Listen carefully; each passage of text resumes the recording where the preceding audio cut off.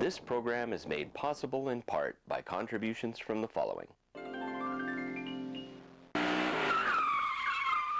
Kitsap Destruction Derby Association.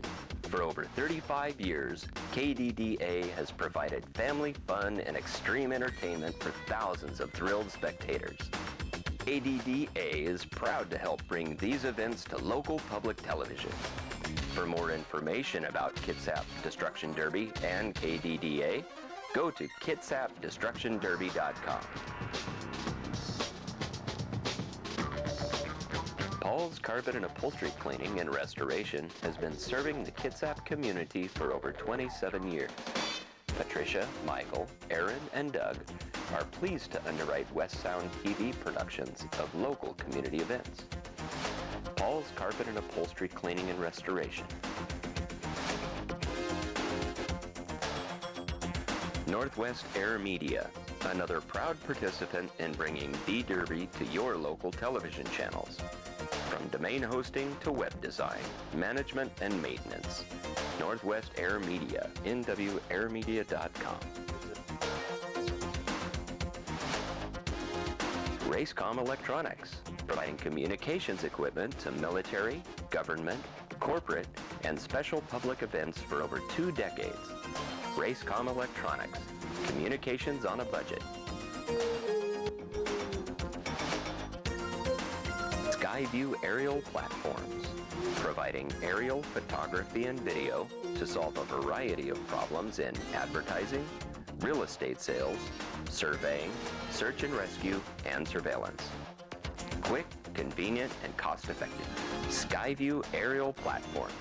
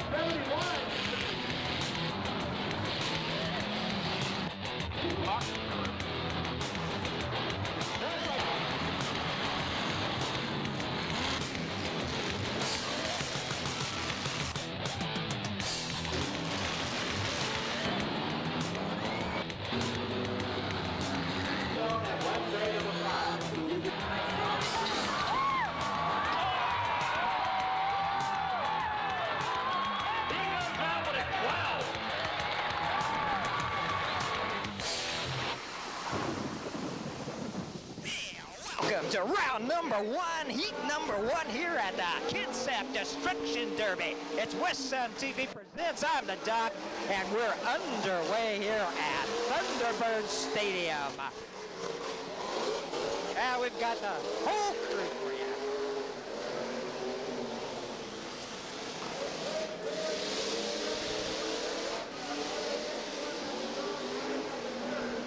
And we're going to start out here with Heat Dash number A.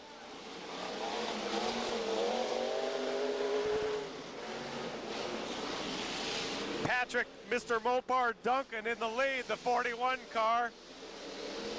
8-year driver out of Paulsbo.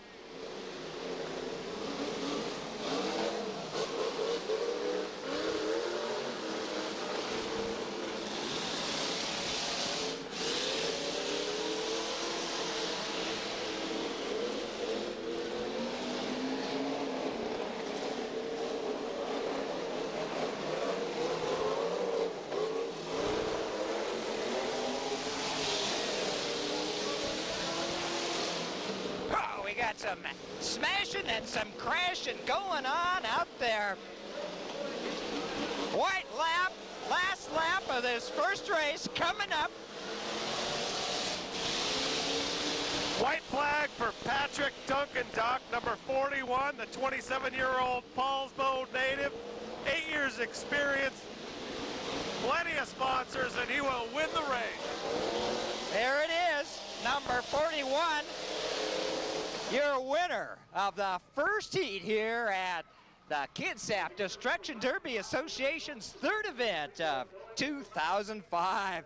Well, now that we got a moment to talk, let me introduce my partner on that other microphone, West Sound's very own metal maniac himself, Mr. Brent Woolard, the B-Daddy here. And Brent, that one kind of started out a little quick on us, but underway here at Thunderbird Stadium at the Kitsap County Fairgrounds. Yeah, Doc, the coordination with the flagman wasn't all it was wrapped up to be, was it? Hopefully we can go a little smoother tonight. Well, as we get underway here, most of you folks out there know what a destruction derby is, and here we've got about 22 events coming up for you this evening. We'll alternate between the large cars and the small cars. And this was heat number A. Now explain the importance. Heat number A is the 6 fastest qualifiers from qualifying, correct? That's right, Doc. The way it works is time trials are optional, and if you are to be in the top 6 in your class of car, if you're in your top 6 of your class of car, whether that be mini or big car, you get to race for what they call the A-Dash. Now, in the A-Dash, the payout is $35 as opposed to the usual $25 per race. And Doc, $10 might not seem like a lot, but when you look at it in the context of 2 weeks worth of bus fare, it starts to become a little clear, doesn't it? The big money, Brent, the big money here at the Kitsap Destruction Derby. Well, this is the first time we've ever done a D-Derby. Very happy to be working with the KDDA. As I said, we've got the entire West Sound crew here. We've got Skyview aerial platforms. We've got Trevor. We've got Matthew. Bunch of people here helping out. Jack Bailey from Racecom Electronics. And we're ready to go with heat number 2. This is the mini cars, actually heat A mini cars. We've got 6 cars out there, Brett, and they'll come around half the lap. And if the flag man likes to look, he'll wave that green flag, and we're underway. Ryan Cooper, number 67, with the pole position and a clear lead here in the first mini car heat event. Definitely going for his $10 bonus. Yeah, we'll get into some of those bonuses there as we go on tonight, Brett. Tony Flash Fuller, currently in 3rd place, making a move. Look for him tonight to make big waves here with his mini car, as he is 2 points behind the lead so far in the season for points leader, and we'll get to what points mean later.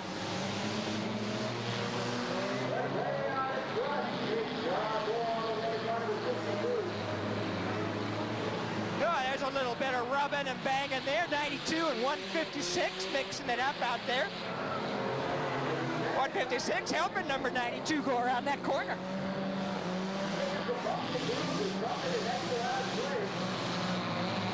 There's some action down here in this near end. Rob Moore, 32-year-old, 12-year veteran out of Port Orchard. Sponsored by Golden Rule, and get this, Doc, his own garage. It's a white flag lap coming up. That means one more. Tony Fuller will move into second place, but there's just too much distance to overcome to get in first place. And Rob Moore will win the race, Doc. Kind of limped past the checkered flag there. He might have been having some engine trouble on the way out. Well, number 62, the winner of Heat A Minis. And now, Brent, you know a little bit more about these cars than I do. Why don't you give us a rundown on 62 and his sponsors? Rob Moore, Doc, out of Port Orchard, Golden Rule, body piercing, and his own garage. We already kind of talked about those.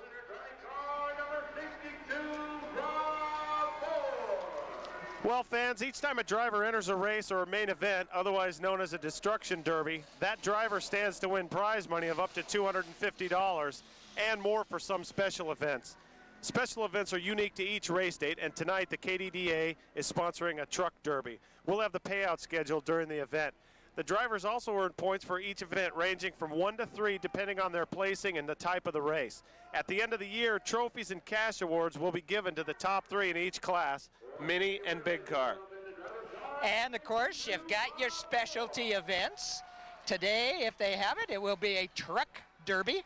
My sources tell me they have between 12 and 15 trucks ready to go for the derby, Doc. Ooh, my, oh my.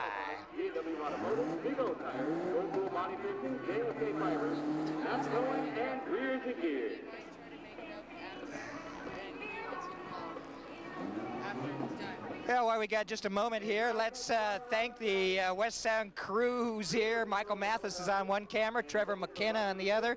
We've got Kitty and Patricia doing some reports that we'll run in from Steve.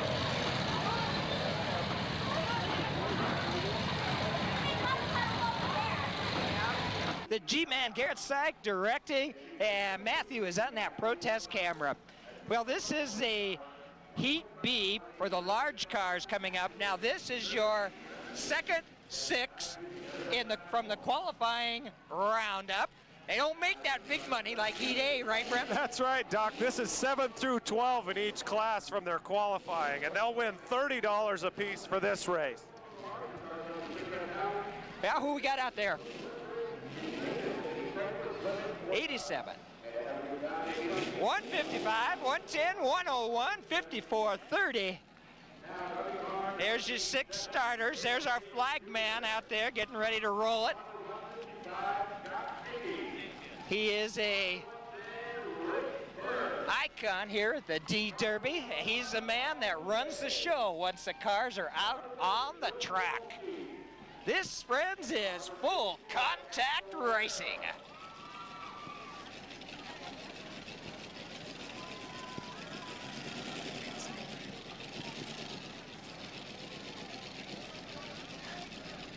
Doc, number 155, Scott Dickey, holds a commanding lead over the field in the points race. His 24 points nearly double up the next closest competitor, number 110, Rich Buer, by 9 points, 24 to 15.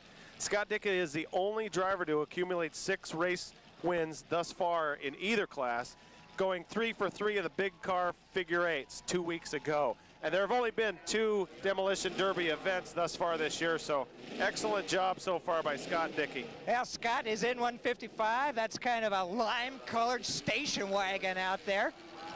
And he's the only station wagon in this group, so you'll be able to keep your eye on him. And again, they're coming up for that warm-up to the starting line. The starter with the green flag. That's out, and we're underway.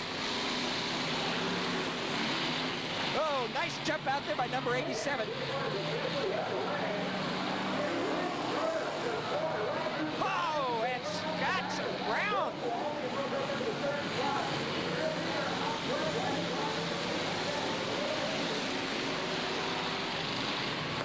So Scott's got a lot of room to make up there. Brent's spun in it.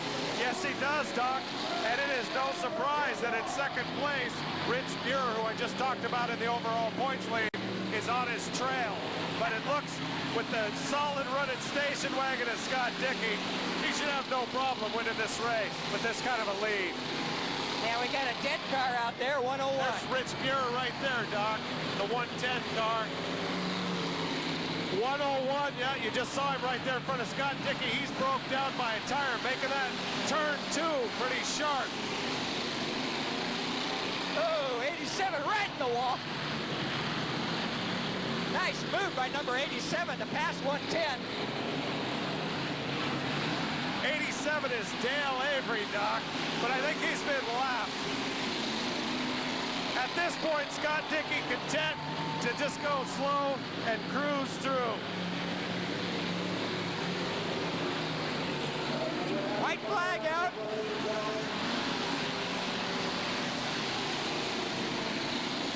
Yeah, Dickey doing a little work there on number 30.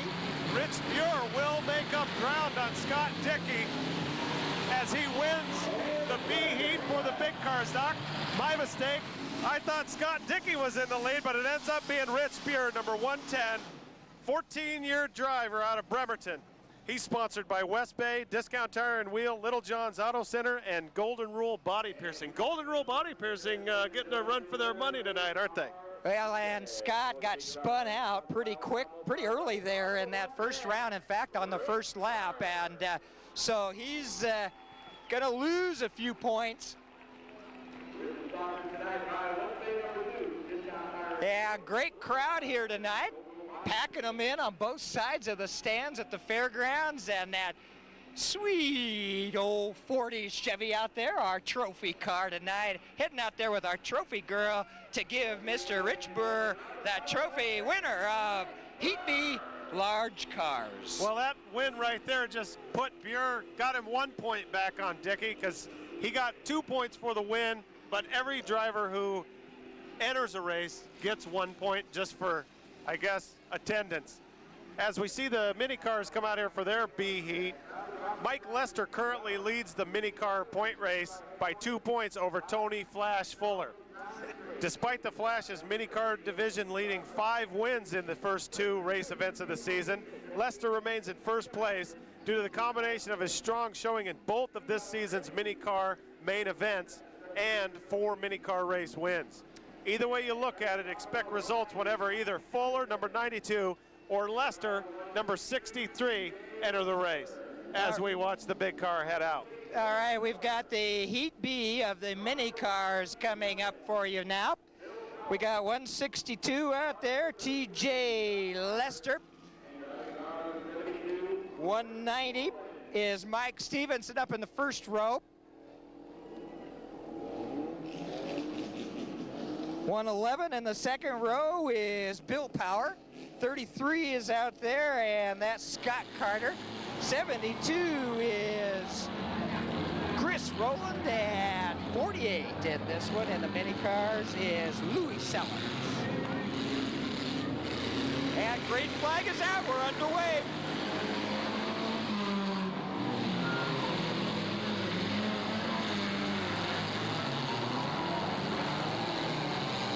Mike Stevenson currently in the lead, Doc, 11-year driver out of Port Orchard.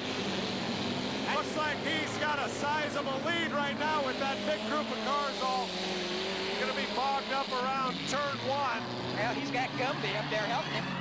Hey, when you got Gumby on your side, nothing can go wrong. That's right. Maybe we need to put Gumby on the helicopter. A little wide there. Yeah, when you get this big of a lead, though, Doc, there's no reason to push it. The best he can do would probably be getting himself into trouble if he tries to lap some of these slower cars.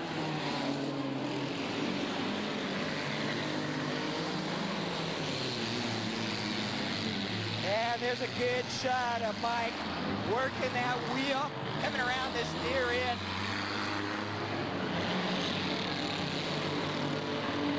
Yeah, looks like he's got 2 laps to go. And he's got a big lead. Number 72 is out of it. And that's Doc, rolling. Doc, Mike Stevenson looks like he has blown his front right tire. This could make things interesting. Yeah, he's digging it in. One lap to get around. They don't so much blow the tires as they just get knocked off their seals sometimes out here.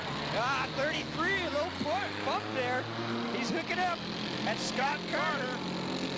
Scott looks like he's going to push him. And Bill Power in the 111 car will win the race. Bill Power, 44-year-old rookie out of Port Orchard. What makes a 44-year-old decide to take up Demolition Derby, Doc? Good question, Brad.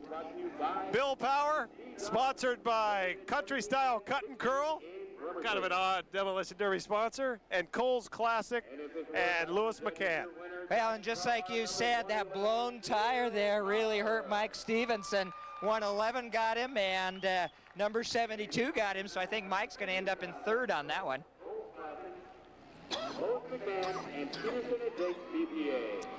Yeah, that dust is great, isn't it?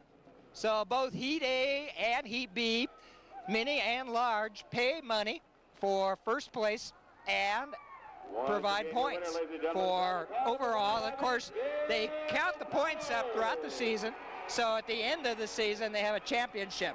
That's right, Doc. The points leader at the end of the season, date, series in each class, mini and big car, will receive a check for $300 in addition to all the prize money the individual will have amassed during his or her championship run. And when I say his or her, I mean there's a lot of hers out here.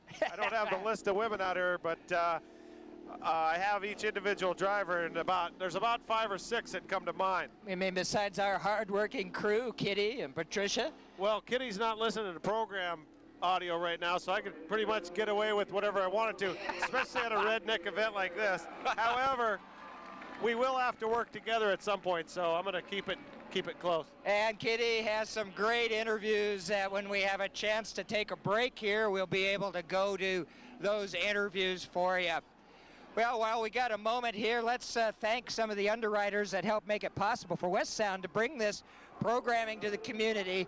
And number one, first and foremost, it's you folks out there. It's your interest and your participation in community television and the access fee that you cable subscribers pay that make it possible for us to bring this programming to you over BKAT. We also got to thank KDDA. Steve Harris is the president. That's the Kitsap Destruction Derby. You can get them at kitsapdestructionderby.com and find out about this great summer event here. And let's thank Mr. Jack Bailey, our Brownsville Port Commissioner, and Racecom Electronics for the intercom radios that we're using today, as well as Brandon Price and Taylor Drain from Skyview Aerial Platforms. And right now we're still working on some technical things to try to get that aerial platform working. Well, Doc, looks like Brandon's getting the helicopter. They're going to go out here as we prepare for rollover competition. Oh my goodness. And this is a buddy of yours. This is a guy you know. Looks like we're going to have the usual, Doc.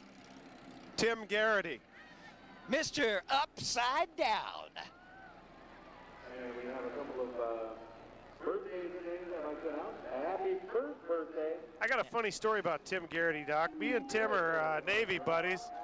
He works down at the maintenance facility. And all he does at age 39 with 5 years of experience is rollover. He doesn't like to race for some reason. Well, a couple of years ago, he took the video of him rolling over back home, showed his parents. His dad watched it and said, "Tim, that is the dumbest thing I have ever seen." We've got an interview that Kitty did with Tim, and I hope she asked him the big question. Why, Tim? Why? Well, years ago, you used to see 4 or 5 guys come out here. Every night, the winner for rollover will receive a check for $100, and the winner for the season is going to get $300. So Tim's getting $100 a night, and he's going to win, especially if he remains unchallenged here as we are in the 3rd of 7 demolition derbies. He's going to win the points race as well. And can you explain the point system here for a rollover? Okay, guys, there's consider rolling a car over on its side 4 quadrants. Door, driver's door, roof, passenger door, and then back on the wheels. You get a point, and this is just, and these points go to the end of the year point standing. Looks like we will have a second car coming in here, Doc. So you get a point for every quadrant that you hit. So, and if you do all the way over to the tires, a 360, you get a bonus point, so it makes 5 for every 360. In other words, if you roll completely over on your wheels again, that's 5 points. If you only roll over upside down, so you hit one door and the roof, that's only 2 points. Now, if you roll over twice completely, that's 10. So just add them up and then give the bonus point every time you hit your wheels. Well, there's a mystery car. Do we know who that is? No numbers on it. It looks like a Yugo or something. They take the number panels off the tops of the rollover cars. He'll be announced here by our PA announcer. That's Dennis Buckholtz, who does a fine job. He works for Gordon Sound. And looks like our helicopter is getting ready to take off here, and we might get some helicopter footage on this one. Hey, who's our flag man, Bram?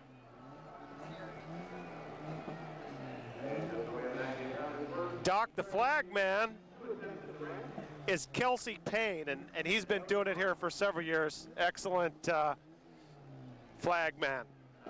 Well, he's waving that green flag. It looks like they're going to let the Challenger start. He'll roll up all the way to the far end of the stadium, try to get as much speed up as he can as he comes towards that ramp. There's some Metal Madness for you. And that'll be 5 points and a blown left tire. He didn't hit it with the angle he wanted to, but those small, roundish cars usually do pretty good in these rollovers. I don't think he's happy with that effort, Doc. Yeah, well, he's happy with the effort, but definitely not the result. He's got the safety crew and his buddies out there helping him back to the line. Trying to pop start it. Now, do they give him 2 shots at a time, or will Garrity run? Each rollover contestant gets 2 rollovers per night, but I'm not sure they're going to get his car rolling. Well, if they don't, then he'll have to live with that 5 points on that first run. Yeah, great event. This is June 4th, the beginning of June. The D-Derby is going to go all summer long. We've got events, another event coming up in June, 2 in July, and a big wrap-up championship event on September 10th. Yeah, it looks like Tim Garrity is going to make his first run at that ramp. The man leading the rollover. Your leader this season with 25 points. Whoa! Oh, and he hits it off angle. Car's still running. Fans appreciate it, and off he goes for his second run, and it looks like the helicopter is going to be a little bit too late here. And again, he did the complete flip back to the wheels, so 5 points. It's tied, 5-5, correct? 5 points, Doc. So right now we're tied. There's no way. Oh, he did blow a tire that rear left, and he'll get another 5. So 10 points on the day. And last week, remember, Doc, there was only one contestant, so Tim Garrity volunteered to roll a 3rd time. Wonder what his dad would have said about that.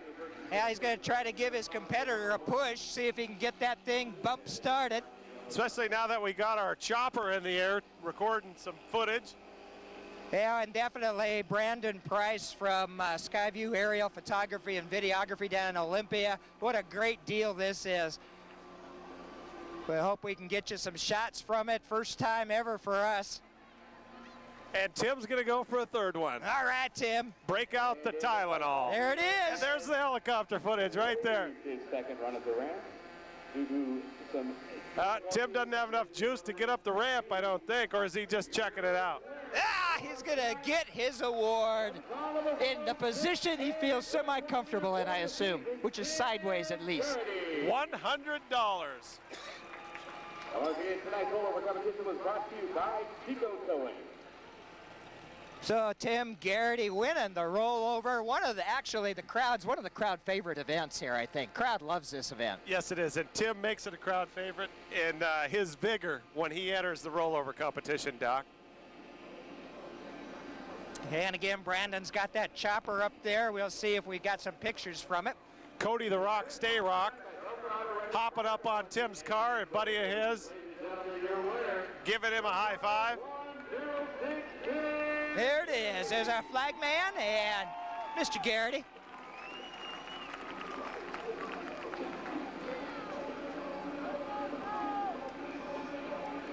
And he gets back in. Now, there's all kinds of modifications, of course, on these cars, such as no windshields and No screens. glass, Doc. No glass. Window screens on the driver's side and reinforcement on the other side. No glass, Doc. They have to have inner metal supports from top to bottom and side to side. Outer, as you've probably noticed, they have I-beams on each door.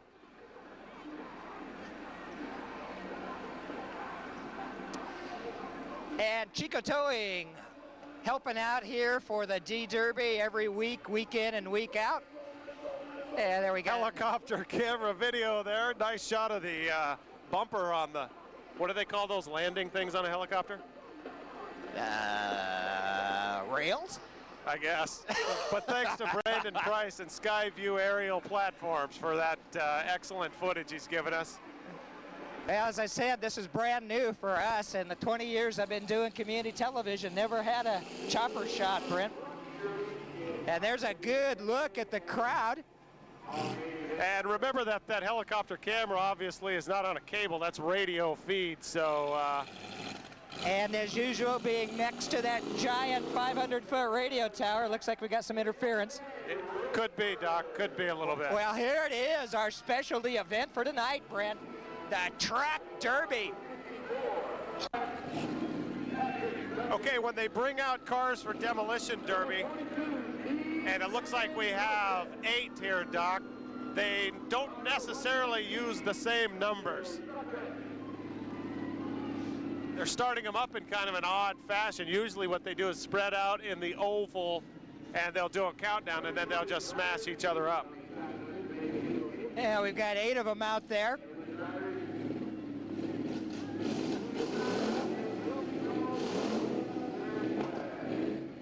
One travel all amongst the trucks. I don't see any mini trucks out there, Brent. I Doc, wonder why. Number 36, Steve Harris, the president of the KDDA, is in that truck on the left that you see on your screen right there. Rich Buer in the 110. I do not know who 64 is. 61 is Ray Detterman. What we have here tonight is a bunch of Demolition Derby drivers from out of our area joining us. So we got all the name and information data at the last minute. Actually, I don't even think we got it all. Yeah, here comes another one to join in. 732, Doc. That's Tim Garrity's buddy, Cody the Rock, Stay Rock. Now again, this is some metal mayhem, Brent, right? This is a destruction derby. This is last truck running. Yeah, this is, we don't stop until nobody's moving anymore. And you might notice that vehicles have flags sticking out of them. That flag is to indicate a dead automobile. If it's down, that automobile is not running. Green flag. And we're underway. Yeah, you got a couple different strategies there. Ah, Rich is right in the middle of everything with that 110.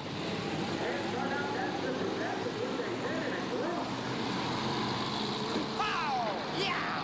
Very nice collision there between number 41, Patrick Mr. Mopar Duncan, and 36, Steve Harris. Getting a little hazy out in the field of play, isn't it, Doc? Now the trucks have 90 seconds to make a hit, or they're timed out and they have to pull their flag and stop.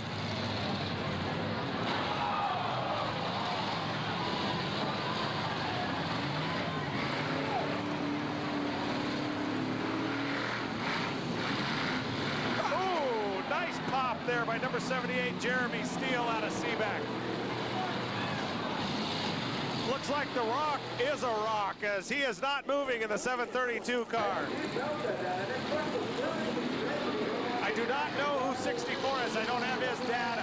Here comes 41. Gonna hit Rich Buer. He kind of let off there a little bit. That 41's Patrick Duncan.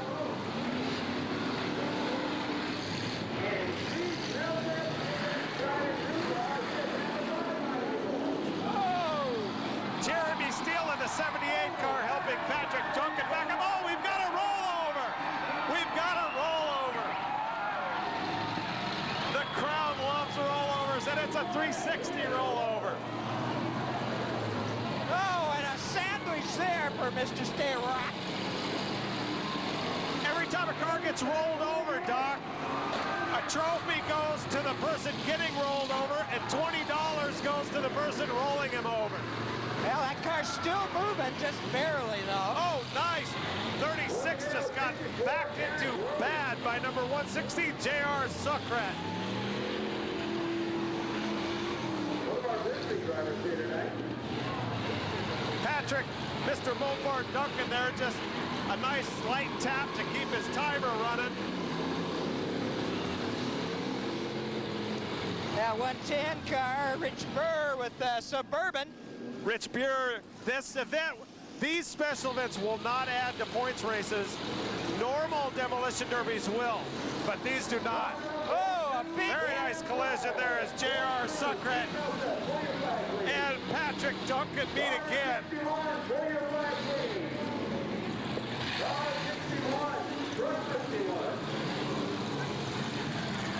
J.R. Suckrat seems to have probably the good working motor. Tranny left, nice hit. He put on the 732 car. Cody the Rock, Stay Rock. He'll be wearing a neck brace next time we do one of these, Doc. And he's gonna take it for a tour of the facility. Yeah, we've got two cars, 42 and 61, up in that far corner. Looks like they're dead in the water. Oh, very nice hit there. J.R. Suckrat put on Rich Buer.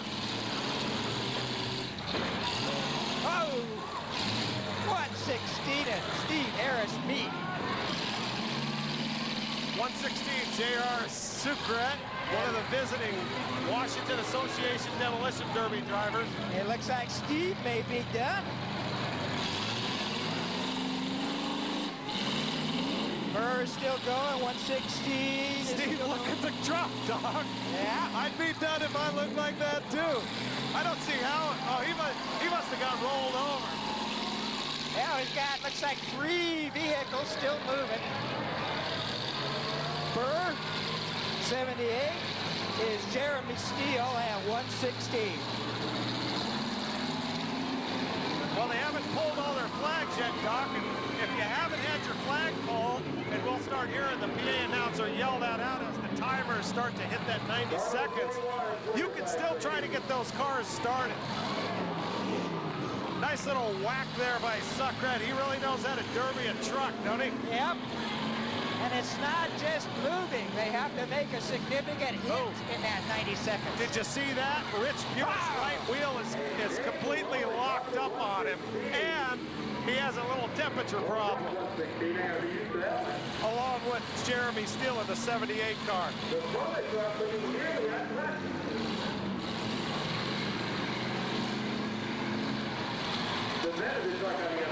And away goes the camera, Doc.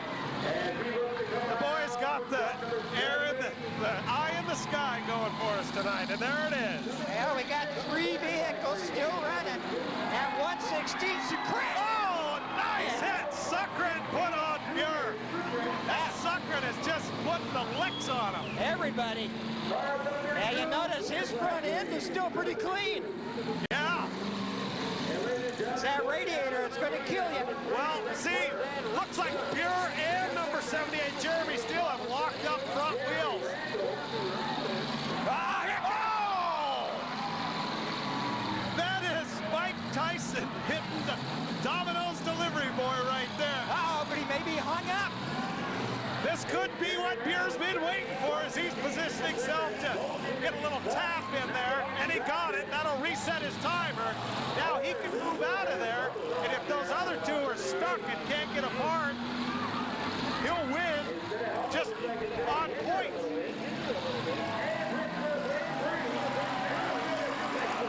And Suckrit breaks free. Number 78, Jeremy, still having wheel problems. Oh!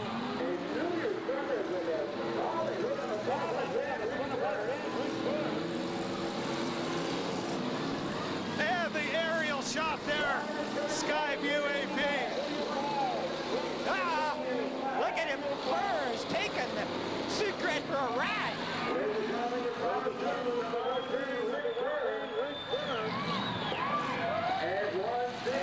And looks like they're going to leave Jeremy Steele alone. Here it is. Oh! J.R. Suckrit almost hits Beer so hard, he flipped over sideways. And these are 4,000 or 5,000 pound vehicles, that Suburban. Doc, you can't get this kind of entertainment at your local 7-Eleven. Right there for the crowd on the far side. And is 110 gone? Let's see. Jaberg trying to fire it out. No, he's moving. And an excellent shot there by our Skyview chopper camera. Skyview available at skyviewap.com. And they want to thank Hobby Outlet. Hobby Outlet out of Olympia, Washington. Well, we still got 2 trucks out there. They're dueling with each other. Everybody else sitting there waiting. Oh, see? Now, that was close. That was a door shot, I was going Doc. to say, you're not supposed to hit on the driver's door. I don't see a flag. Maybe we're going to let it go. Door shots, I believe, are a $25 fine, although I'd have to look it up. If it was intentional. That is just an excellent view there of the action from the air. And we can't thank Brandon and his crew enough. And number 110, Rich Burr, looks like he may be. Oh, man. Wicked shot. Secret. Hey, that might have been what Muir needed. Now he's moving again, Doc. Well, that's the thing. You get that tranny jammed up, get a little. I tell you what, Secret looks good. He's coming for a driver's side, back in, straight up, 40 miles an hour. Oh! And he just whips him around sideways. And that knocked the motor off in the 116 car. The 110. Fans trying to root for the hometown boy, Rich Muir, to get some movement going here. Otherwise, it'll be all over. They're waving him off. That's it. The end of the Truck Destruction Derby. And the winner is Mr. J.R. Secret. There he is. Well, that was a heck of a race. And thank you there for the camera shot off the helicopter. And the crew real quick there. Brandon Price, owner-operator. Taylor Drain, pilot. Eric Becker, crew. And Larry Tate, security. And believe me, I've seen Larry. You don't want to mess with him. He's a right guy for security. All right, the specialty event in tonight's Destruction Derby, the Truck D Derby. And boy, oh boy, there was some destruction out there. There was some mental madness, some motor mayhem, Brent. Our fourth place finisher was the driver car number 732, Cody Taylor. Third place, number 70, ladies and gentlemen, Jeremy Randall.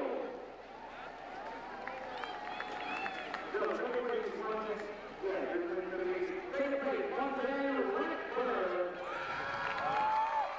And your winner, celebrating a late birthday, ladies and gentlemen, driver car number 116, Junior Suckrit. And JR is junior. Junior Sucrit, the 116 car. 116 truck. The 116 and he knew truck. how to whack things. That was with the rear end, the box, saved that radiator, and a great job. The crowd loved that, Britt. That truck looks good enough, Doc. I think he could probably bring it out and race it. Don't forget, ladies and gentlemen, this is our sponsor group. Well, shall we take a quick break while go to an interview or two here while they remove the carnage from the stadium? And again, let's thank some of the people that have helped out. Paul's Carpet and Upholstery Cleaning and Restoration, underwriting West Sound TV Productions. We've got Al Craigie at Golden Homes. We've got to thank him. He's provided the big, huge dump truck for Matthew to shoot the protest tapes on. And of course, the KDDA and their support of community television here in Kitsap County. Hope you enjoy it. It's a great event, and we're just starting out. I'm with Dale Avery and Mike Stevenson. They are the tech men here at Kitsap Destruction Derby. Mike, how long have you been a tech guy? First year. Oh, this is your first year, but you've been doing Destruction Derby for 11. 11 years, yes. And Dale, you've been here since what year? 1972. I'm the old guy. And how many years have you been doing tech? Oh, I don't know, probably since 1972. I've been on the tech crew maybe 7 or 8 times over the whole years. Now you drive as well? Yes, I do. I drive. My partner drives. And we all drive. My son drives, my nephew drives, my wife drives. We all do. I think you got to do that if you're going to keep the family alive. Okay, so if we're doing tech, what is it that you're looking at when you go up to a car, Mike? I make sure all their safety items are on there. Gas tanks are bolted in tight, battery boxes are bolted in tight, cars are cleaned out, just driver safety stuff, you know. And then if I have any questions, I come back to Dale and we talk about things that, you know, may come up, you know. But just, it's basically for driver safety. We don't want nobody going to the hospital. And now I heard you say that you've made sure that they aren't doing any special reinforcement. What kind of things do they do that they try to get away with? Well, I mean, everybody tries to get away with, you know, little things here and there to help make their car stronger, or over-repair something, or they stretch the rules. It's got that big gray area, you know, and they like to put plate where plate shouldn't be, or too big of a chunk of plate. And so we get run back and forth all the time by saying, well, okay, is it right, is it wrong? No, cut it off. I mean, we already had to do that once today, so it happens. And what I've seen is there's good communication between you two, so I wish you guys luck if are you both running today? Yes, we are. All right, so you get to do a little work and have a little fun, so thank you guys. You bet. Thank you. Thank you. Thank you very much. The men with the clip. Come back, we have the special event here, big car pitman race. Now the cars you see out here are all being driven. 8-12 there in pole position is Paul Harmon, the pitman for Mark Mascioli. The 198 car, Luke Huser. He is a pitman for Al Craigie, the man who supplies us the platform for the protest video that we put together. And car number 36, Brandon McKinnison. 143, Mrs. Hook. That's the nickname for Mel, the KDDA secretary. The 89 car is Waterman. I believe he's just the guy who's driving the water truck for us today. Somebody let him borrow a car.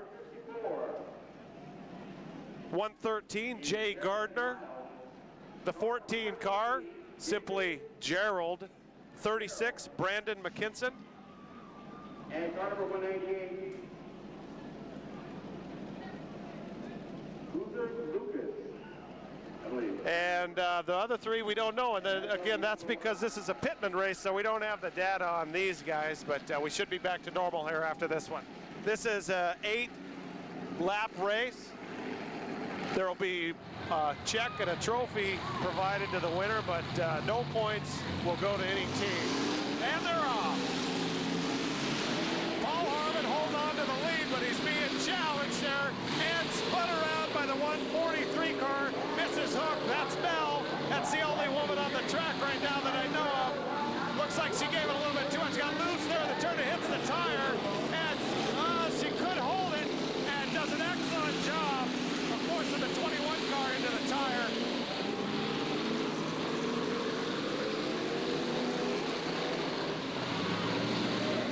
Looks like the 21 car goes sideways, allowing 14 Gerald to get out in the lead. And Gerald is in the lead on lap 3 here with 5 to go. We have about 5 cars on the track stalled. You'll see them here in a second. There they are. The 198-21 car out of action, 143-61 out of action. Gerald still working his way around the track, spins out number 54. 3 laps to go.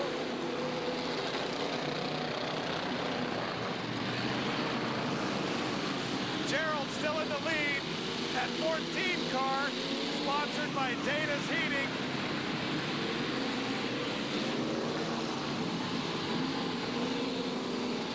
Still in the lead.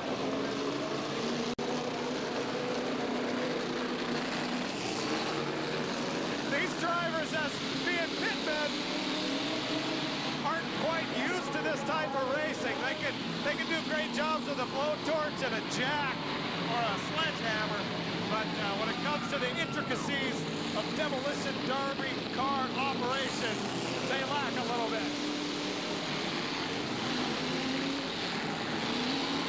And Gerald gets the checkered flag as we look at the 61 car pushed up on that tire there. Oh!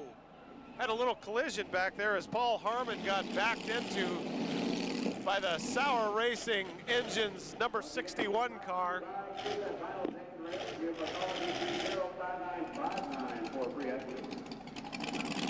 And wouldn't you know it, the one guy who only gave us his first name wins the race.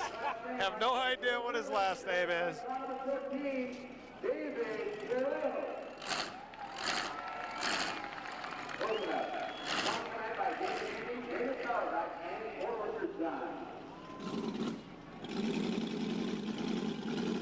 That's the Dan Pease car there in the 14 car. He's the normal driver again. Gerald just out here, one of the lucky pitmen who got to go for a ride in his boss's rig. I guess you could call him a boss, huh, Doc? Oh, I guess so. Doc back from fixing some technical difficulties. Hey, let's give Danny Tolbert a thank you. I don't know that we have yet, for helping out with the engineering tonight and our audio for you, along with the personal assistants of Mr. Woolard. That would be Joey Woolard. Although Joey's been lacking a little bit here lately. Just kidding, Joe. Well, that's another fun event that the crowd loves, because it's not the usual people out there. It's the hard-working people back there in the pit that get the chance to do a little banging and smashing. Definitely a little sloppy, Doc. Okay, we're going to take a break here while we line up for the mini car powder puff, and we'll be right back.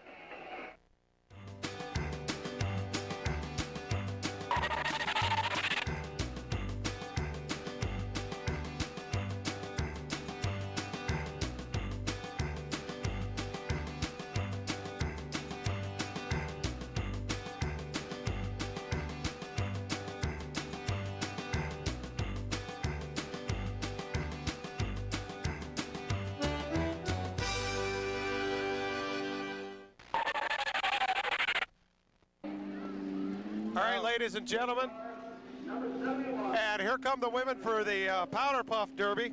I'll have the names here for you in a second.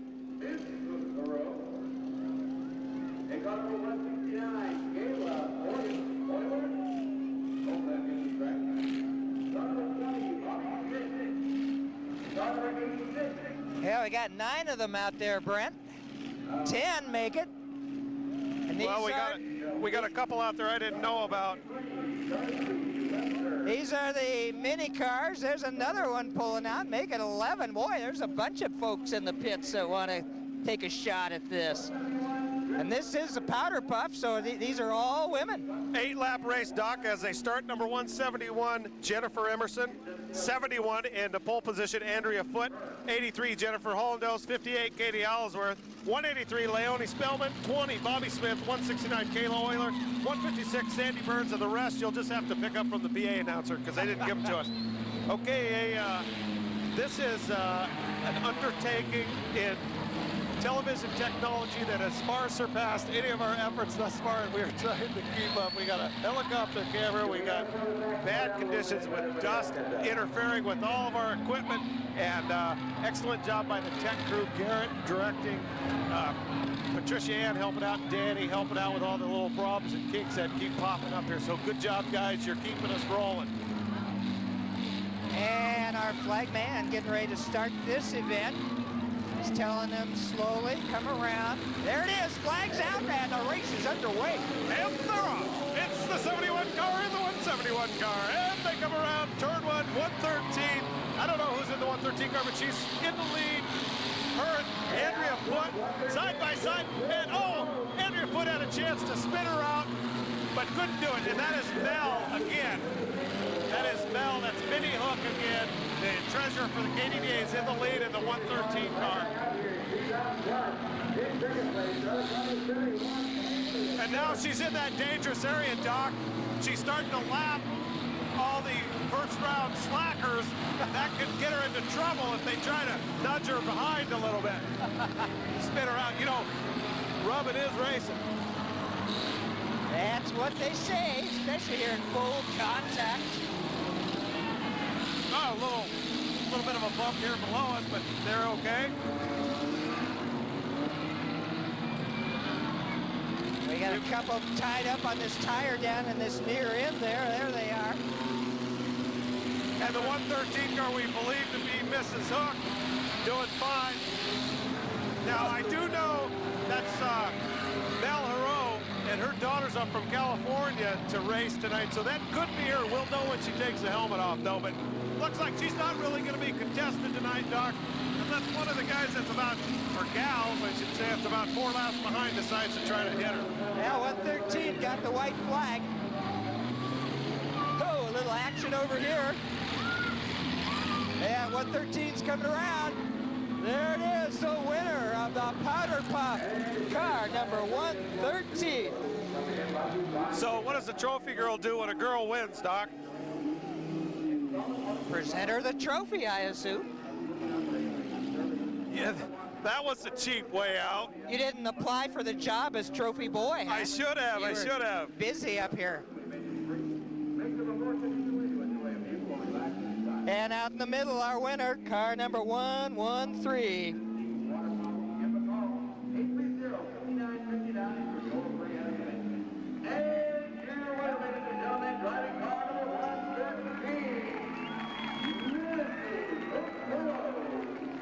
And that is Mel right there. Your secretary does a fine job for the KDDA.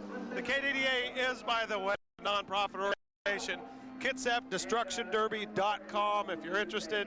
The schedule for all the events is there. They're always at 7. They're always on Saturdays with time trials at 5:30, racing around 6:30, depending on the amount of cars that want a time trial. Well, the next race is June 18th. And then they'll have a race July 9th and Whaling Days weekend, July 30th. And then wrap it up with a big championship event here at the KidSap Fairgrounds and Events Center, Thunderbird Stadium, on September 10th. Well, West Sound Community TV, happy to have you with us and very happy to be bringing you this new event for us. Certainly it's a staple of summertime here in KidSap County. The KidSap Destruction Derby. And these guys, this is their 35th year of the KDDA. And some of you old timers like me may remember the old stock car track out by Central KidSap High School. I certainly remember it. That's where these guys actually started out from, was that stock car group, and kind of migrated into this Destruction Derby. Yeah, we got the big cars lining up here. This is going to be the beginning of the dashes. Car number 117, Dan Allison. Car number 58, Don Owen. Car number 32, Tony. Car number 7, Matt Harringer. Now these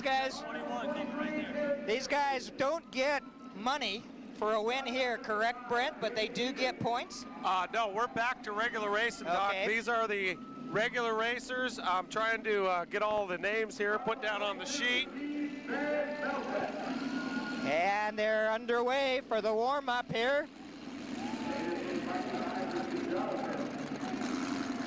Got 10 vehicles out there in a pretty small space. Green flag, we're underway. And it's a figure 8. Our first figure 8 of the night, Doc, and the 165 car, John Yates, out to a pretty good lead, although he looks like he slipped a little bit in the turn 2 over there. Now let him stretch out a little bit, and then it'll get exciting here as they try to cross each other. Like right now. Oh, and he's still in the lead. 32-year-old out of Bremerton with 9 years racing experience. Oh! Looks like Axel Harp in the 55 car giving him a run for his money. And he's going to try to cross with 3 other cars. Oh, he clips the 58 car. And Don Olin from the WADD in the 58 car.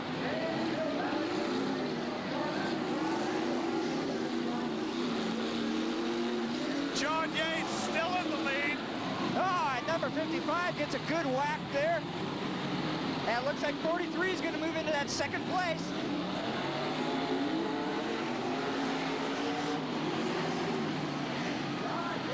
Ah, nice move there by Yates. John Yates, Doc, currently in 7th place in the points race with 165. He's having a pretty good season so Ah, far. here they go, Brad, meeting up in the middle. I'm sorry, his number is 165. He has 11 points in the points race.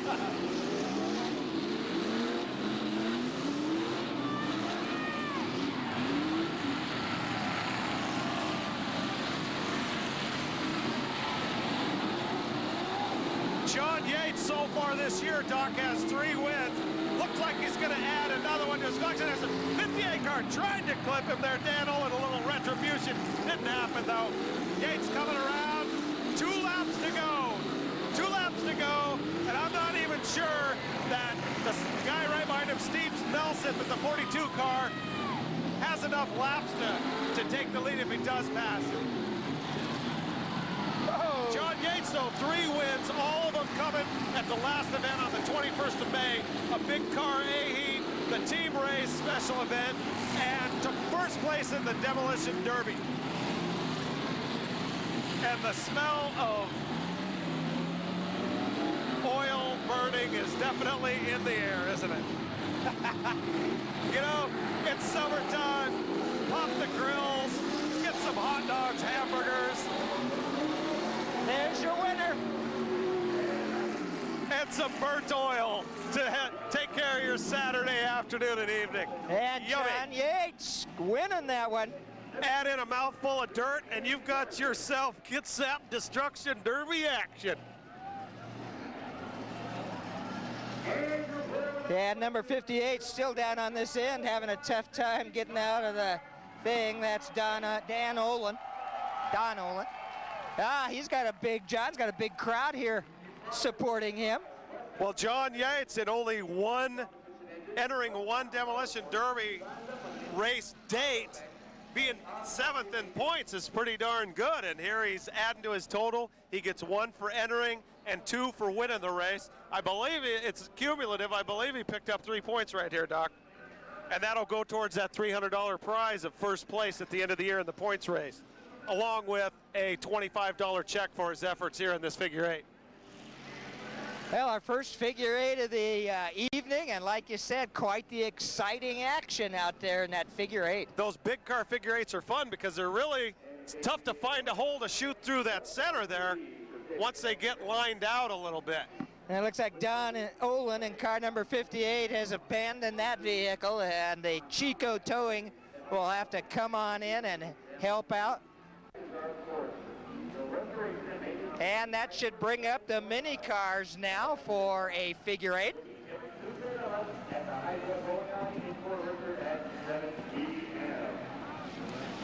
Tony Fuller, Doc, 2nd place, points leader so far. The mini cars is in this race in the 3rd position.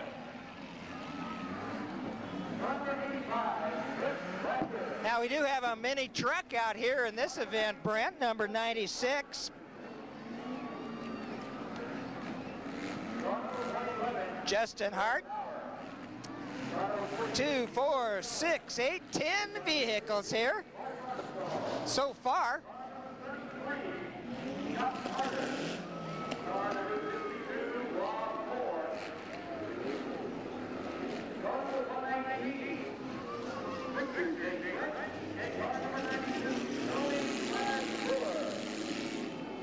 Yeah, here they go, coming around to that starting line.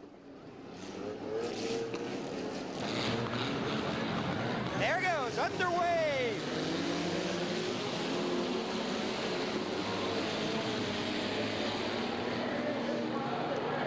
Okay, we had that's why you don't race trucks on dirt like this, Doc, because they spit out, they're too light in the butt.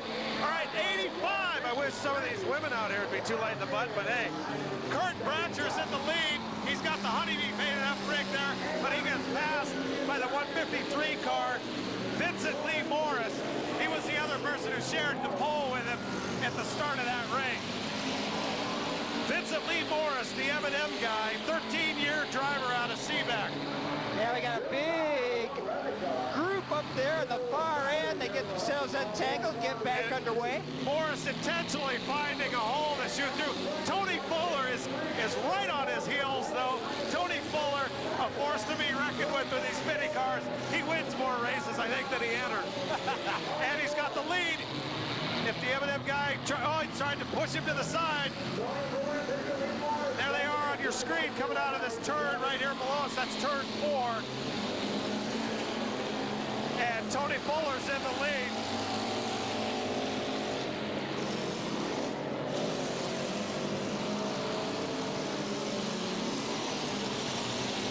Tony's got about a car's length lead. Wow! On 150. Whoa! Yeah, a little action there in the center. That's what I like about the center.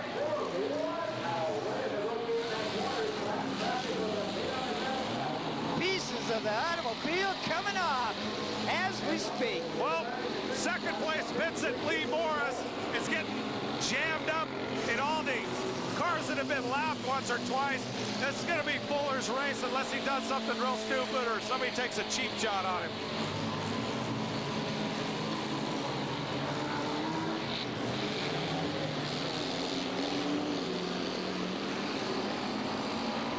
Number 62 in a precarious position, Rob Moore.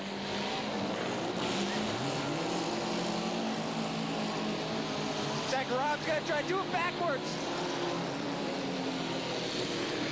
Why not? Yeah, that's Rob Moore, 62. There he is right there, center screen. He's trying, but I think it's too little too late as the white flag comes out here. One more lap. Tony Flash Fuller, 45-year-old Port Orchard man, 13-year racer here at the KDDA. Wide lap. And here he comes for his checkered flag, and he gets it. He'll do the ceremonial cookie out in the middle of the field after Rob Moore gets out of his way.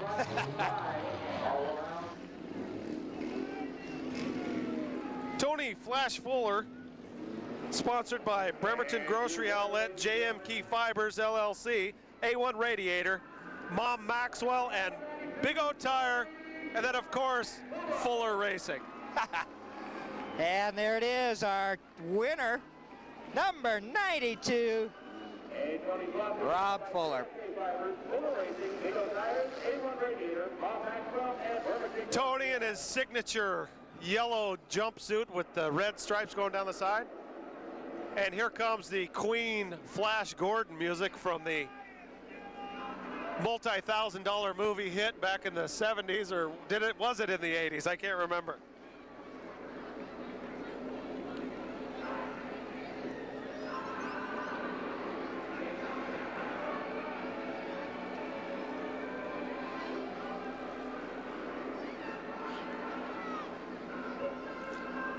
Trophy girl coming out in that beautiful, beautiful truck. I don't know what year it is, Doc, do you? The 731 car there on your left, that's Jeff Hiscox. The 40 car Rip the Flip Duncan. We'll see if his name holds up. Number 41, Patrick Duncan. 14, Dan Pease, whose pitman won the pitman race earlier. 77, one of the many women drivers we have here. That's Bria Bronson Steele. 155, Scott Dickey, your big car points leader. 123, Dale D-Man Avery, the 49-year-old veteran, 23-year driver. And number 30, Joe Kowalski. Yeah, they keep them moving, Brent. That's right. Little too fast for us, ain't it? And there they go. And my buddy Jeff Hiscox, he's going to get 8 up in turn 1. He's already in 4th place as Rick the Flip Flip Duncan is out in first place with a commanding lead. And a little spin out going there in turn 3.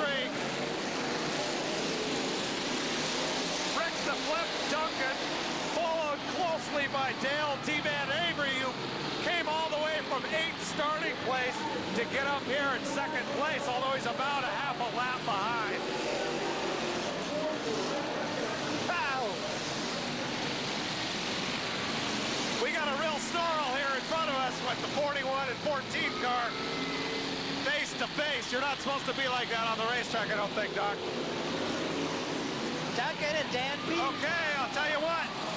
Rick Duncan has the lead, but Dale Avery is going to make him earn it. Actually, Rick Duncan looks like he might have some power problems as he really slowed down. And D-Man will spin him around and take sole possession of the lead. 4 laps to go in this 8-lap big car heat. Yeah, we got 4 cars left running. Rick Duncan is out of action, Doc. Kowalski trying to catch up. He's got about 5 car lengths to go. And then your big car points leader, Scott Dickey, in 3rd place. There's only 4 cars of the original 8 running, Doc. Hell, your boy, number 731, still running. Well, he's got a blown left front tire, as you saw there. Well, Duncan got his fired up. He's back in it. Now, what he has done, though, is he's kind of shielded Avery from Kowalski. White flag lap. 1 lap to go, and Kowalski needs to pass 2 cars to take the lead. And he won't do it as he gets clogged up in that tire with his cars. Dale, the D-Man Avery, will take the checkered flag. And it looks like Dickey picking up points for 2nd place on that one. That's going to help him in the point standings. And again, they have both the circular heat races, as you just saw, and the figure 8 races here. They line up cars behind Thunderbird Stadium, and those in the line go out when it's their turn to race. Dale, the D-Man Avery, Doc, he's in 17th place right now for points. It's a pretty big log jam. This is like trying to figure out, and he waves the flag there himself, it's like trying to predict the end of the baseball season after the first week of playing. So 17th place for Dale Avery, total of 5 points. He only got points in May 21st, which probably means his car wasn't ready or wasn't even here on the 7th.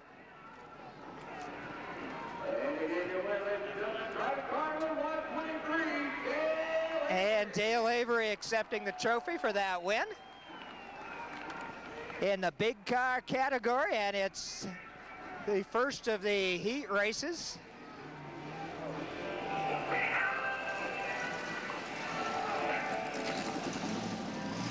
And again, the tow truck's got to come out to assist car number 40. Now, all of these D-Derby cars have chains underneath the front of them, and that's for a quick hookup to that tow truck so they can get them in and out pretty quickly.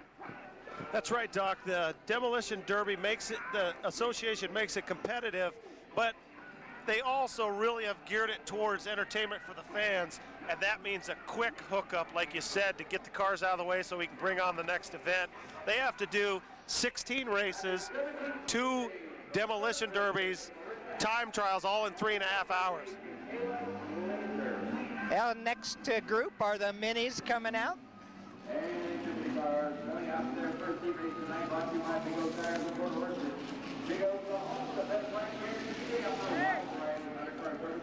Okay, Doc, I've got our lineup here.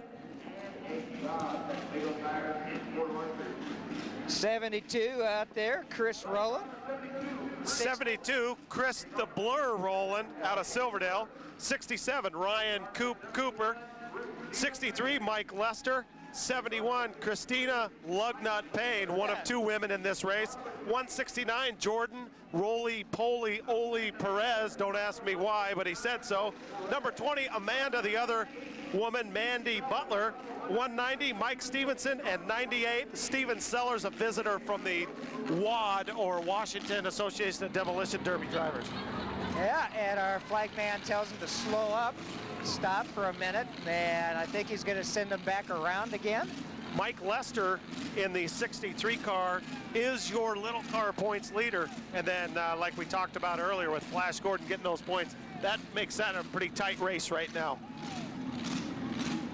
Mel gonna have to finally get out of the way there. And they're gonna make them do one more lap. Looks like they're doing a figure eight, doesn't it? Figure eight, well, but it should be a heat. Yeah, I think they're just doing the short cut. lineup. They got to conserve gas. You don't want to go all the way around turn 1 and 2. Might not make it. And so they'll tighten back up here. Of course, no gas tanks in the rear of these cars. They move them into the back seat, special racing cells or gas tanks for safety's sake, of course. Old boat metal gas tanks, Doc. Battery also. There we go, now. And they're off. 72 car Chris DeBlur rolling in the lead, but really getting hassled over there by 71 Christina Payne. Wow. And Christina will essentially take herself. It looked like she was going to run into the tire, but now she's taking the lead, Doc. Christina Payne, the 30-year-old in her 4th year out of Port Orchard, in the lead. Got hung up there. 67 Ryan Cooper shoots through, and he has taken the lead. Nice job by Ryan, but that car sounds a little sick. Lots of backfiring coming from somewhere. We got a couple cars here right in front of us that are going real slow. Could be trouble for these drivers as they start to lap the field. 5 laps to go now for Ryan Cooper, and it looks as though nobody's willing to give him a, uh-oh, looks like I got a fire here under number 63. That's Mike Lester. Boy, I tell you what, if his car really does have problems tonight, because he is on fire there underneath, this could hurt him big time if Fuller keeps winning and entering race. There it is right there on your screen. I don't know how long they'll go before they red flag this. I'm not sure. That's got to be some sort of an exhaust problem, huh? 67 still in the lead. That's Ryan Cooper in his 2nd year out of Port Orchard. And 63 missed that. I think he's just getting out of the way now. Yeah, I think he wanted to give a hint to say 169, who gave him a good shove. The Coupe, number 67 there, comfortably in the lead. Lester there on your screen, 67. Nobody's really challenging him. He has 2 laps to go and there is the white flag. I heard the siren to stop the action, but I think they're going to let him keep going. As you can see the flames there under Lester's car. And here comes the green flag for Coop. Ryan Cooper, 37 years old in his 2nd year out of Port Orchard, sponsored by Chugga Tug Espresso, Mama Roni's Empire Pizza, and Hooker's Lounge, whatever a Hooker's Lounge is, and Chris's Small Engine Repair. Probably has one of them under the hood, doesn't he? Oh, and just in time, He's too. gonna need some small engine Just repair. in time there, Doc. Take a look as he gets out of the Inferno. He's pumping his fists. He's happy. He's just won $25. What's he going to fly the family to Disneyland? Yeah, number 63 is still showing some flame up there as they try to move it out of the way. Now that was an exciting one with the addition of some pyrotechnics there. Okay, we're going to take a look at the 63 here and see what's going on with the fire situation. Probably just some unburnt fuel squirting through the exhaust, which I'm sure is cut up.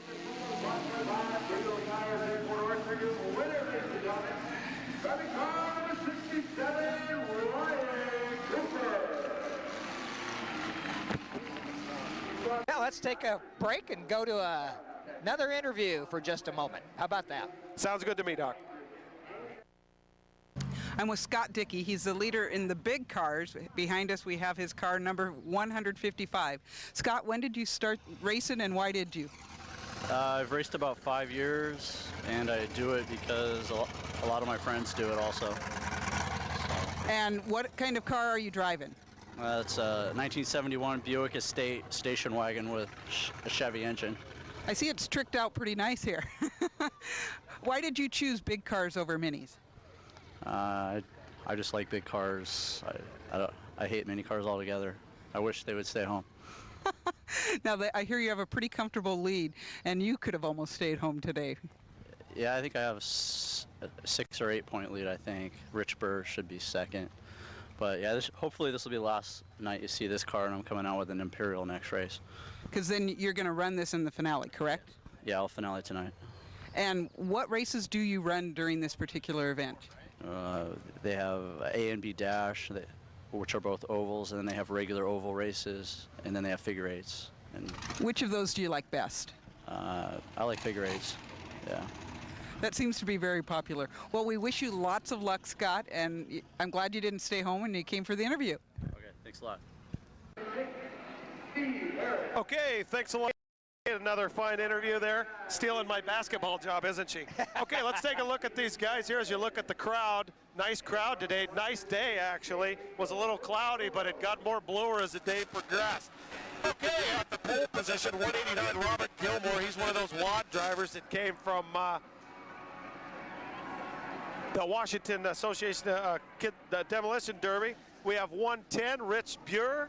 We have 78, Jeremy Steele, 121, Clayton, the Rooster Corey, 812, Mark Mascioli, 36, the KDDA president, Steve Harris, 54, Axel McCarroll, 89, Gene Sanchez, 113, Dave the Hook Hero, and it looks like we got a late addition here, Al Craigie in the 198 car, and Al, through Golden Homes, has applied us the dump truck to aid in our elevation, let us say, of one of our cameras, so appreciate that.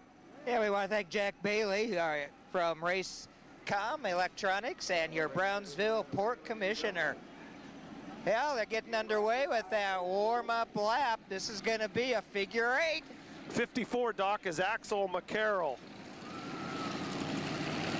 And here we go, green flag time. Robert Gilmore and Rich Burr, your big car points leader, or in second place, I'm sorry, jammed up. Gilbert gets spun around backwards. He's probably out of action. Burr is looking great here, as he is the only car still to come out of turn one, Doc. And then he kind of lost power on the corner, so the 812 car is going to catch up to him. And that is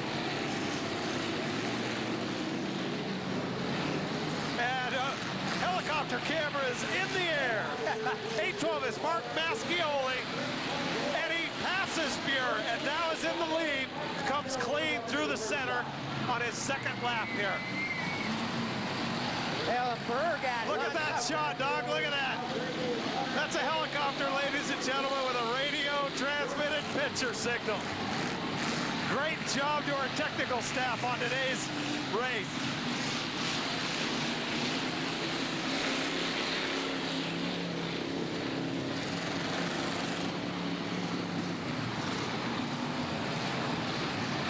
Gilmore and Burr beating each other. Nice spin out there of the truck. Woo.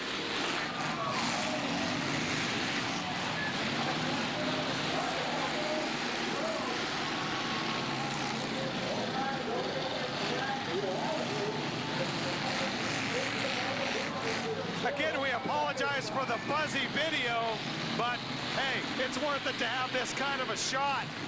812, that's Mark Mascioli, the 5-year veteran out of Port Orchard, still in the lead here with 3 laps to go. Nice hit in the center, 89. Gene Sanchez puts on another driver. And you can hear the roar of the crowd when hits like that happen. 2 laps to go. Mark Mascioli, all he has to do is get through that center without getting tagged. He'll be fine.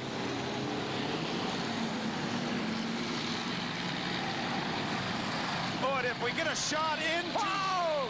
And he did get hit. But he managed to take squirted through. 1 lap to go. Mascioli will win this and take his $25 prize.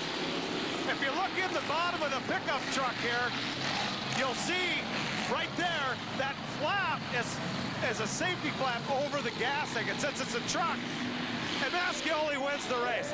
Since it's a truck, you can't put it in the cab, so they go ahead and let him put it up forward in the bed, and then put a metal sheet of metal over it to protect it.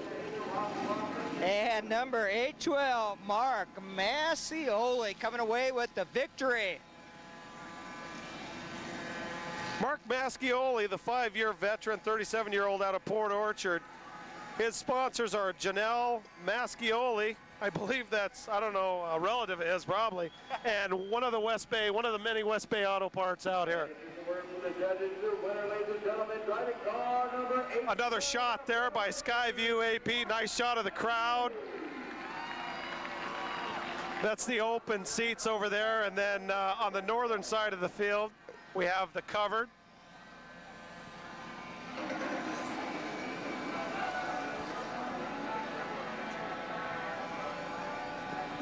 Another shot there from the Skyview AP camera. And he'll sit here and spin around and show us the whole stadium from the bird's eye view. He's just basically hovering here right in the center. Norm Johnson signed up there, the old Seahawk field goal kicker, sponsor of the fairgrounds. Mascioli takes his trophy. And there again is the open seats here, which preferably as a spectator, I like to sit in the open seats, get you closer to the action.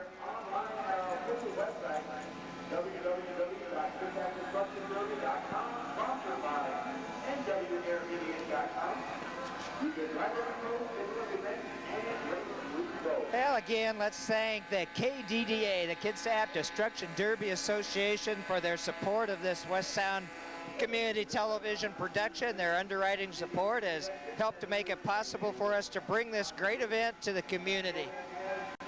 And of course, all the volunteers. And also remember, fans, this is a copyrighted program owned by West Sound Community Television and may not be rebroadcast or duplicated without the express written consent of West Sound Community Television. For $25, you can buy a DVD of all this action. Go on our website at www.westsoundtv.org or go to the KDDA website and you'll see a link to ours.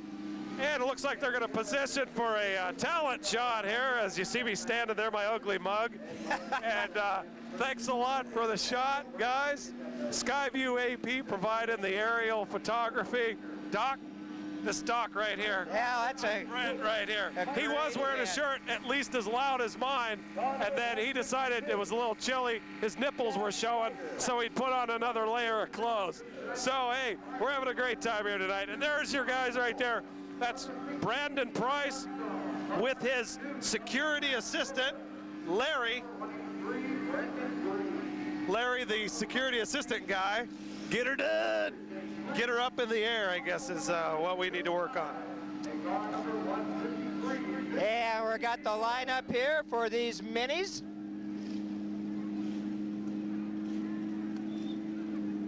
Two, 4, 6, 8, 10, 12 it looks like out there. 10 of them out there in this round. And they're going to let our guys get the helicopter. Which is probably a good idea since they're right down there in the track. Yeah, that could be, I'm sorry, Larry Tate is the security guy. I really feel bad about that, Larry. I know he's going to come back after he sees us and kick my butt. Well, here they come again. All right, we got the 86 car. That is Mike Ackerman. And they're off. 156, that's Shad Steiger. And Snyder doing a nice job. We'll watch him as they come by the front of us here. Oh, the 92. We haven't seen him very much tonight, have we? Tony Flash Fuller in second place, working his way up. Currently, 156 Shad Steiger in the lead.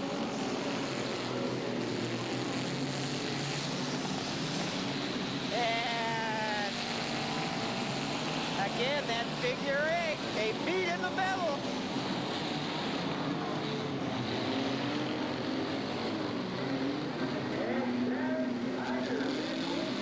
Snyder's still in the lead.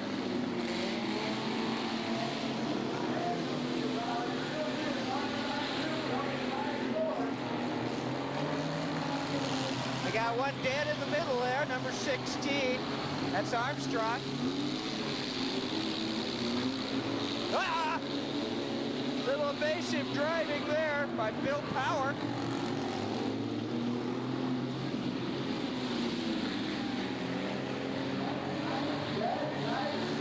Woo, number 92 though is looking. That's Flash Fuller.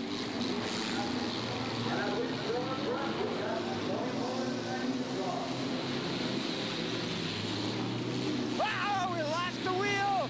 111.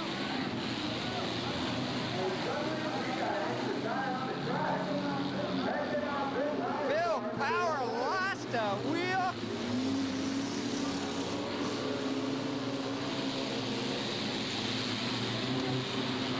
Sorry for the delay there, folks. I was getting the names ready for the next racer. They were able to move in and out so fast we can hardly keep up here. Oh, 153 missed that tire, so he's going to have to go back around. That's right. Flash Fuller in the lead, 2 laps to go, will add to his point total.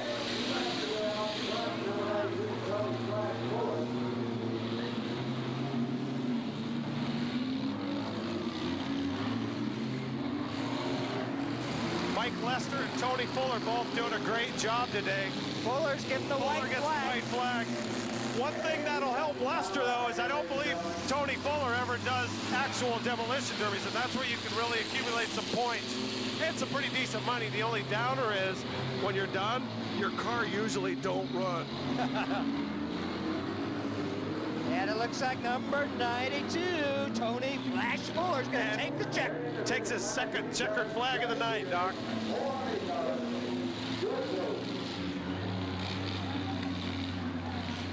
That was some wild action over here. We're going to have to get our safety crew to pick up that loose wheel that came rolling over. There's Tony Fuller right there. Nice shot of the 92 car.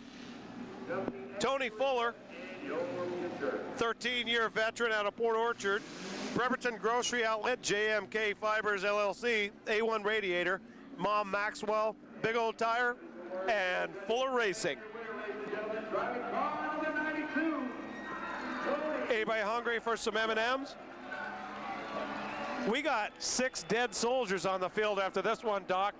Looks like we're going to have time to check another one of Kitty's interviews. And there's a shot of Bill Powers' wheelless vehicle. Safety man bringing the wheel back to him. That's nice. I don't think it's going to help. I don't think so either. And yeah, they got some dead machinery out there this time. Okay, Doc, let's take a break here. We'll check in with Kitty, and we'll be back for the next event. Flash Fuller, who has been racing here forever. When did you start racing, Tony? I started racing in '91. Now, did you do pit crew before that, or what have you done? Yeah, actually I joined the club in '89 for a couple of years. I pitted for a buddy of mine and got into a couple of pitman races and got hooked, so I started racing myself in 1991. Now, you're number 2 in the mini cars right now. What are you going to do today to bring you up to number 1? Well, there's 2 things I need to do. One, qualify good so I can get in the A-dash. That'll allow me to get into more races. I don't finale, so I'm going to just have to win more. Now, you have people working on your car right now. Who are your pit crew? My pit crew are Russ Johnson and his son.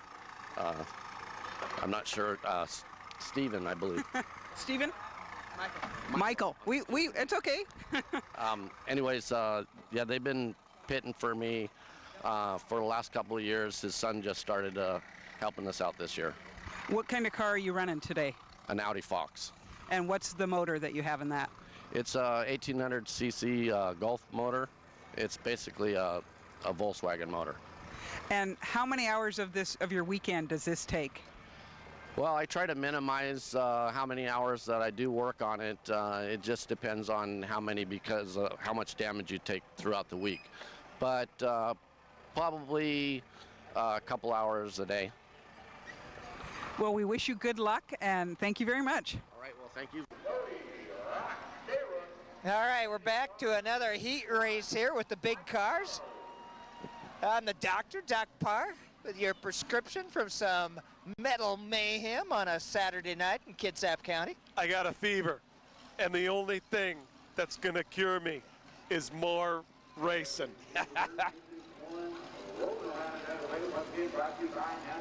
That and some cowbell. I need cowbell. Paul Nunez, number 101 and 42 starting up front. That's Steve Melseth. Our starter waves a green flag. We're underway. Paul Nunez out in the lead. We'll see how he holds up. Oh, nice! He goes into the wall after he spins out the 42 car. Steven Melseth. 55. Axel Harp shoots through. So much for your two lead starters. John Yates and Axel Harp dueling it out for first place, followed closely by Cody the Rock Stayrock in the 732 car, and Harp gets spun around. The Rock trying to spin out Yates, and there they are right there. You can't get much closer than that. And the Rock able to gain a little distance in front of Yates there on the bars. Oh, nice hit! And unfortunately, Yates takes himself out in the process. Looks like number 7. That'll be Matt Derringer. Looks like 7's in the lead. We'll have to check. Both those cars got back up and running again.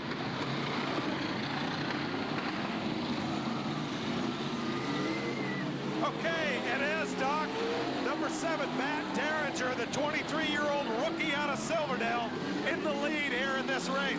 Probably didn't expect to find himself there, but the top 3 guys all took each other out. That's right.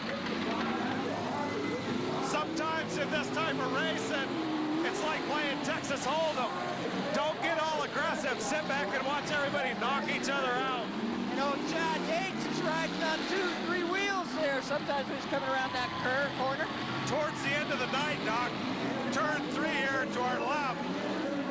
Gets a little bumpy from all the ruts generated in it. They grade it after every race, but it doesn't take long to hammer it. Now it looks like Yates is putting some water on the track too to keep the dust down. White Matt flag. Derringer gets the white flag. Should have no problem here. Again, 23-year-old rookie out of Silverdale. Hey, he's bouncing down. Coming around. Yeah. There it is, number 7, the win. Matt Derringer. Boy, is his mom going to be pissed when she sees what he did to the Buick. Little backfire out of the pickup truck there. Number 75 comes up to congratulate Matt, and that is Dave Needham. I'm going to check my stats here, Doc, to see if this could be Matt's first win. Yeah, big fan favorite here. He's got a big rooting section.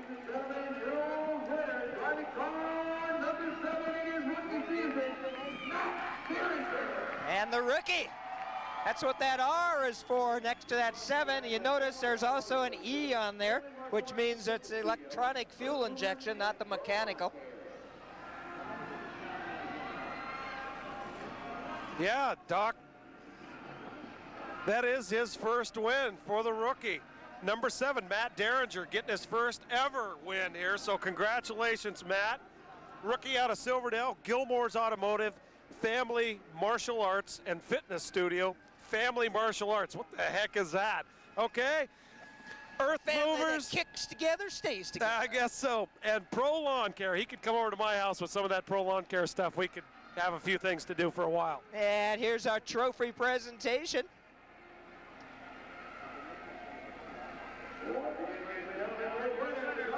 And congratulations to the rookie. Did a nice job of keeping out of trouble on that one as the lead cars took each other out at the beginning of that event. Well, we've got the minis coming up for the next heat dash.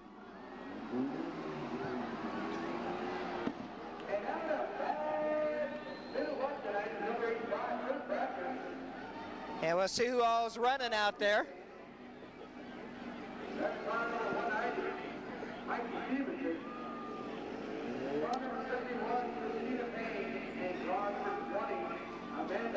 Okay, Doc, once again. And Kurt Bratcher is going to go at it with 3 wheels.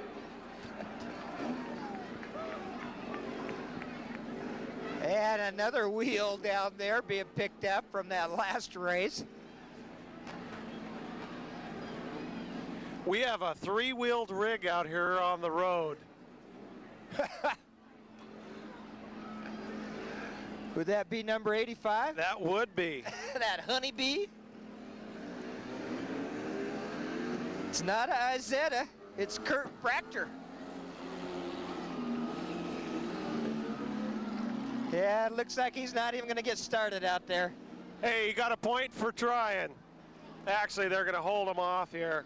And Kurt Bratcher now sitting in a cloud of smoke. I guess that wasn't the drive wheel that came off if he got as far as getting out there without it. Okay, we got 98 Steve Sellers, 113 Dave the Hook Hero, husband of the Secretary Mel. We have 71 Christina Lugnut Payne, one of the women drivers. 72 Chris the Blur Rowland. 20 Amanda Mandy Butler. So we have 2 women racing tonight in this mini car heat. Our starter wants him to slow down a little bit, let the field get together. Mike Stevenson, and of course Kurt Bratcher, the 85 car, gimped in on one There wheel. we go. Out. 98 takes a quick lead. 6 mini cars don't take up a whole lot of track. No, and look, they get completely locked, Jan. Leaving the door wide open for Steve Sellers. Another one of the WAD drivers, Washington Association Demolition Derby. So we'll see how it works out, but it looks like he's pretty comfortable leading now as you see a side shot of him there. Number 20 there in second place is Amanda Butler. 113's coming up on Amanda, though. Looks like he's going to take over Dave Hero. He's got that second spot now. There's no points or money for second place, Doc. They either catch up to Sellers or they might as well head back to the pit now. He's the first loser, huh? Second place. Yeah. 72 stuck down here in the dirt. Old 98, though, looks like he's checked out. He is running a hot race.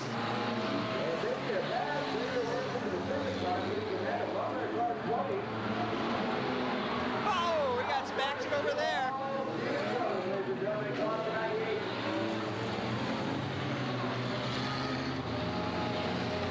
Again, 98 coming around this corner. He's in the lead. 2 laps to go for Steve Sellers. And he's passing, he's trying to pass some slower cars, and he ends up running into the dead bee out there.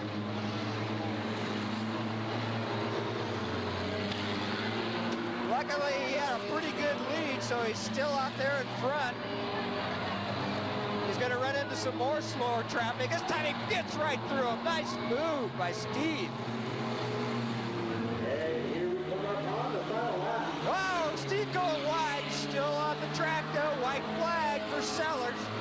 And we got 2 cars in the first spot, number 20, Amanda Butler in second. And Christina Payne in 31. Whoa, number 71, Christina Payne. There's our checkered flag, our winner, Steve Sellers.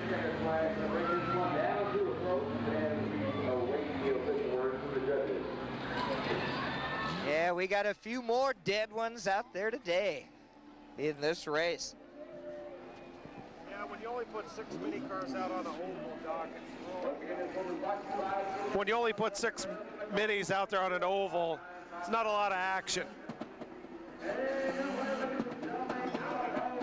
Looks like we got some pretty anxious fans here as they're looking at the smoke, I believe, coming out of the 20 car, Amanda Butler. Now, Bratcher over there, again on the far side, number 85 there, the Honeybee. He's up against that wall. That's our 3-wheel car, the Izetta. Yeah, we got some smokers, some steamers. Even our winner, number 98, Seller's steaming pretty good now.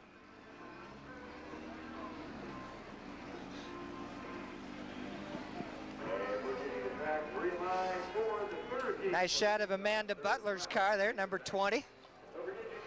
And everybody's invited to the after party at my place as soon as the race is over here. I know it'll be about 10:30, but maybe we can join in a little fun, camaraderie, and brewski.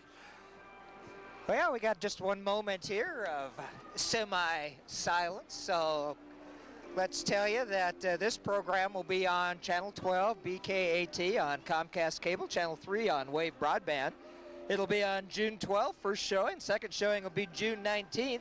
And after that, we've got Fathoms, a fun parade. It'll be about our 15th year of doing that for Port Orchard.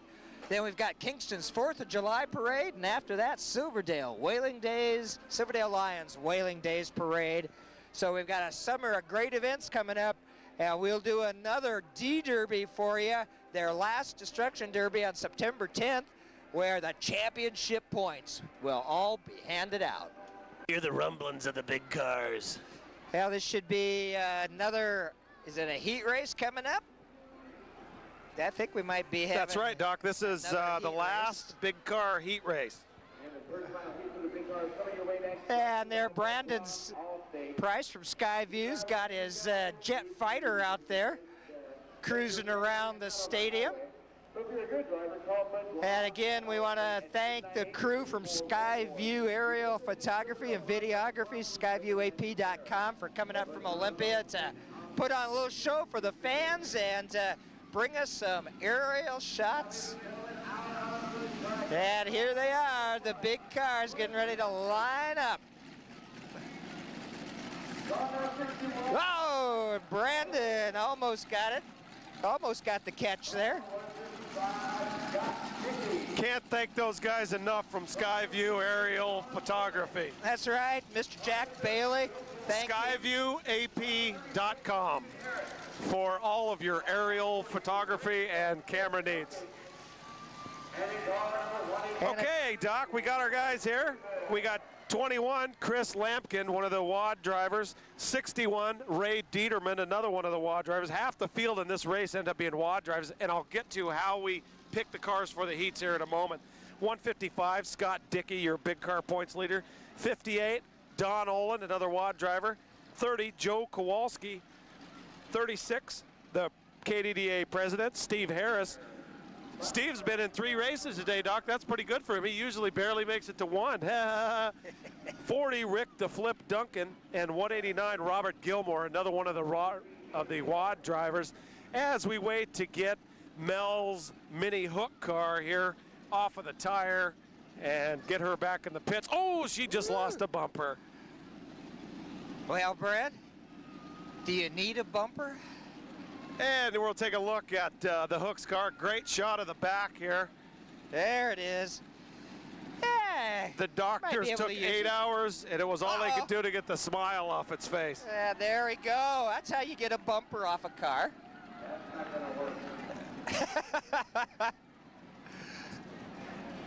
Well, again, let's take a moment to thank the underwriters for this presentation. It's their support financially that makes it possible for the volunteers at West Sound to bring these community events to you. And of course, the KDDA, our primary underwriter for this event. We've also got Paul's Carpet and Upholstery Cleaning and Restoration, Skyview Aerial Photography, AP.com, Mr. Jack Bailey, Racecom Electronics, and let's thank Al Craigie from Golden Homes. Golden Homes, that's right. Thanks a lot, Al, and Golden Homes. And we haven't mentioned your buddy Tom McGraw, who did the music for the opening and closing. Thank you very much, Tom. Q Sound Studio. And as we're waiting for the tow truck here, Doc, again, let me tell you some things you'll never hear a redneck say. Those shorts ought to be a little longer, Darla. Who gives a crap who won the Civil War? Too many deer heads detract from the decor. Spitting is just such a nasty habit. All right, here we go. Number 2161 leading the parade. Wad drivers hold the poles. And they're off.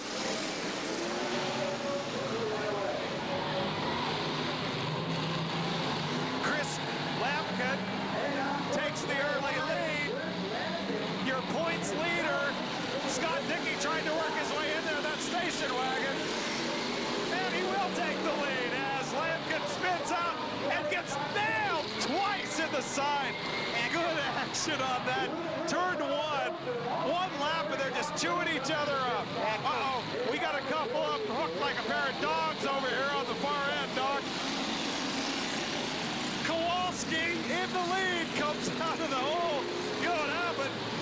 Dickey blew a tire. Kowalski with a comfortable lead.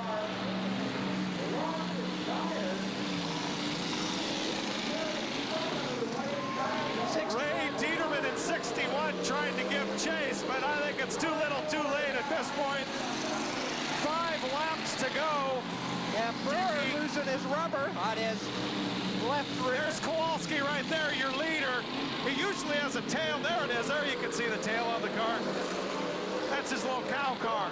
And Ray doing a nice job. 2 laps. I don't know if he can catch Kowalski. Now Kowalski gets in that sticky problem of trying to shoot through a couple of guys. No problem. Uh-oh. Oh, looks like he was going to nail that 51 car over there, but he got around it. And Steve's having some trouble with his rear wheel. And the 31. Kowalski, number 30, leads it. And Burr gets turned around down in this near corner. Dickey, excuse me, in the station wagon. Kowalski still with the lead. He gets the white flag. One lap to go and nobody even in the same county. His second place car is Ray Dieterman, but he's not going to catch him on this one. They've got 3 vehicles running. And there it is, checkered flag for Travis Kowalski. Ray Dieterman doing a nice job, just couldn't quite catch him there.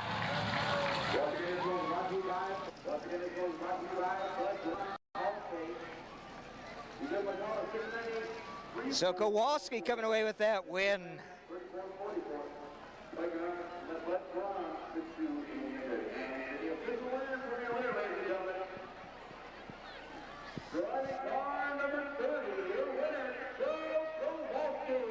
And there again, you see on the picture that E next to the 30 on the Kowalski car means that he's running a fuel injected, electronic fuel injected, or electronic fuel pump, excuse me. It'd be awfully hard to find a little car that wasn't, Doc. Well, there is a difference between the mechanical and the electric. In fact, NASCAR still not allowing electric fuel pumps.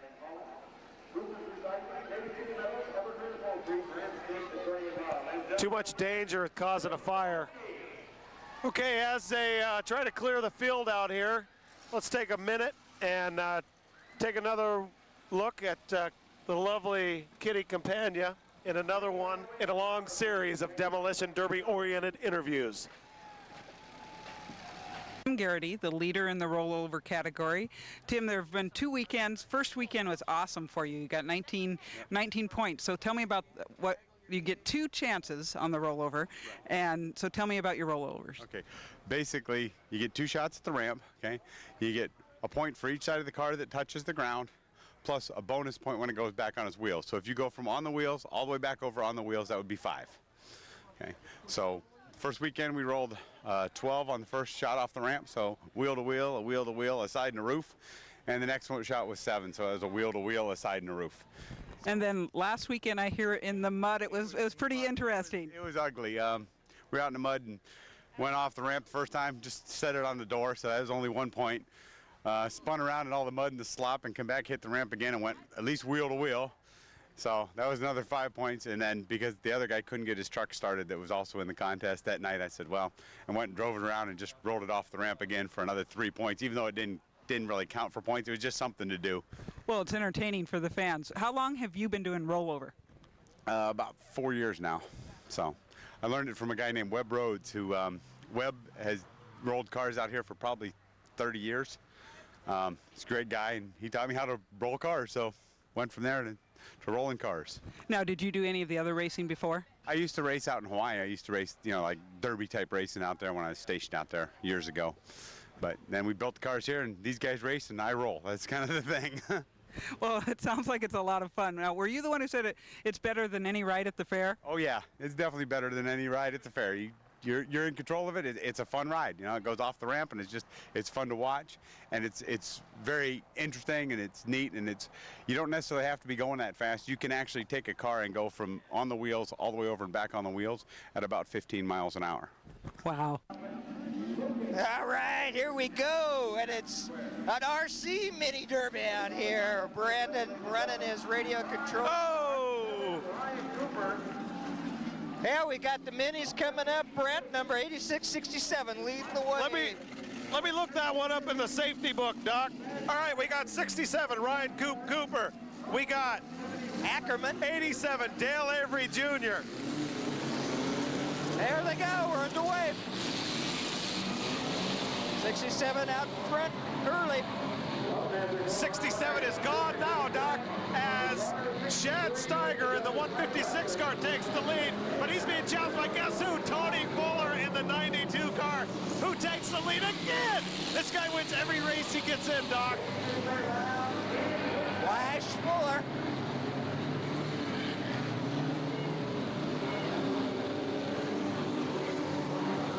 '92, your leader. Fuller with the lead. Chad Steiger trailing. Oh! 67. See, it's a situation like that you just saw that'll help Steiger, because if Fuller has to react to slow cars in front of him, that could give Steiger a window to get through. And Fuller lapping Ryan Cooper in the 67 car. That may seal the deal as we have 4 laps to go. We got a big smoker out there, number 171, Lori Reinbold. And there it is right there, Doc. Giving Tony a little freshwater wash down as he heads around the track with 3 laps to go. Uh-oh. And Fuller managed to get out of trouble there, but oh boy. Mike Lester being lapped by Tony Fuller. Mike usually puts on a pretty good race, but he must be having some engine problems because he seems to be kind of just cruising around the track. Flash Fuller with the white flag. 171, you're another rookie out there. Okay, there's Flash Fuller right there, coming around. That's turn 3, now turn 4. Ready to take his flag, and there it is, a checkered flag for Tony Fuller. He's got it. He's been adding some points up tonight, Brent. That's 3 wins for him tonight, so you got 6 points there, and then, like I said, 3 for just being there. So that should give him a total of 9. I think we got a new points leader here in the mini cars, but I wouldn't count Lester out for long. All right, there's our winner for this heat. And it's Tony Flash Fuller, number 92. Oh, I hope he doesn't hurt his car, Brent, when he stands up on it like that. I think it can take it. I think that's the same car he had 5 years ago. 13-year veteran. Tony Fuller, a 13-year veteran from Port Orchard, sponsored by Bremerton Grocery Outlet, JMK Fibers LLC, A1 Radiator, Mom Maxwell, Big O Tire, and Fuller Racing.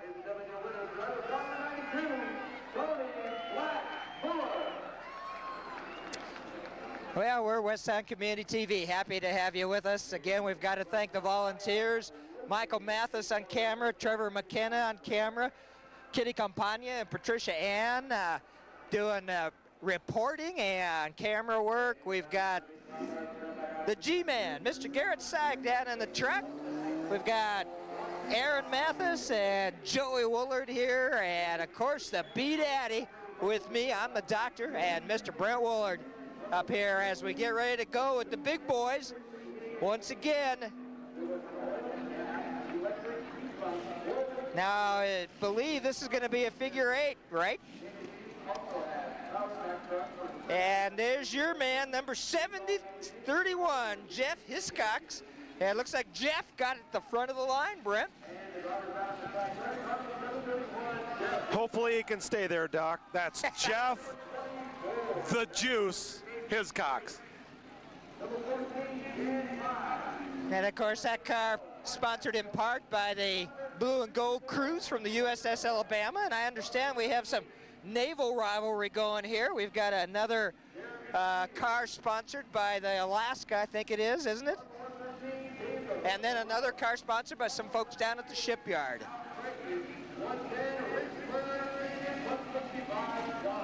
And here they come.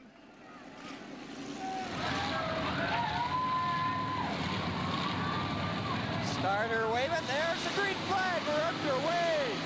Come on, Jeff, push it, push it. He's gonna get taken out by the 24 truck of KC Straight, and Jeff is against the wall.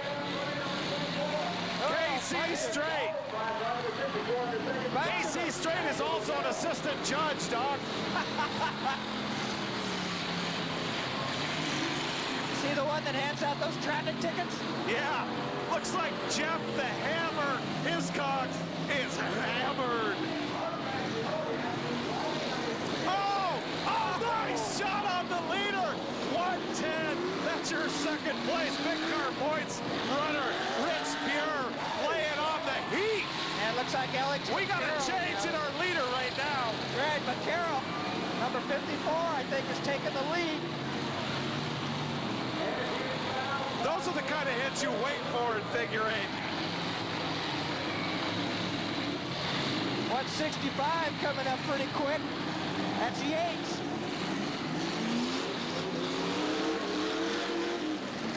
Axel McCarroll, the 3-year veteran out of Paulsbo, with the current lead. Yeah, we got a pretty tight one here, though. Yates is catching him. McCarroll's running up on some slower traffic. He's halfway there, Doc. Lap 4 is in the book. There's not much room. There's 2 tires in the road besides the regular tires. Oh, there it is, Yates. Uh-oh, do we have a little competition? Oh, McCarroll's going to keep that lead going tight on the corner. Uh-oh, somebody's on fire.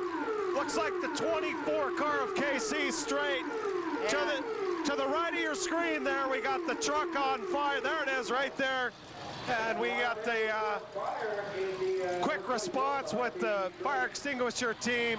During a red flag, during a fire, all they'll do is they'll stop it. They'll ensure that no unsafe condition exists, and then racing will resume. Oh, and I was going to talk while we got a minute here. There's a little bit more flames there. While we got a minute, how they set up, who gets all these heats in figure 8s. After you qualify for the A and B heats, then everybody just gets in line, and they take whatever. There's a lovely woman down there that decides how many cars go in each race, and she'll just pick 8 or 10 of them and send them out, and they alternate big and mini car. If you opt not to go in that race, in other words, if it's a figure 8 and you don't want to do a figure 8, you have that option, but if you choose not to enter, you have to go to the back of the line. Well, they still got the red flag out. This race stopped in the middle for the truck on fire, not the fire truck. And we've got, as you said, 2 wheels.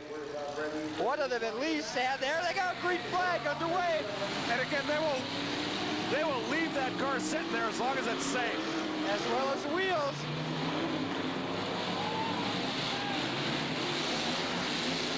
Axel McCarroll still your leader.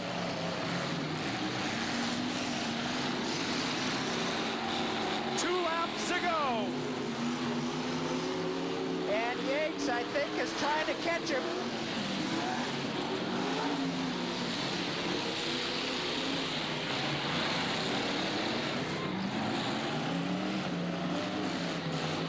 Axel McCarroll got the white flag out for him.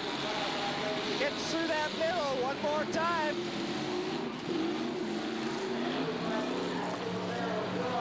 Whoa! A wild tire got whacked up over.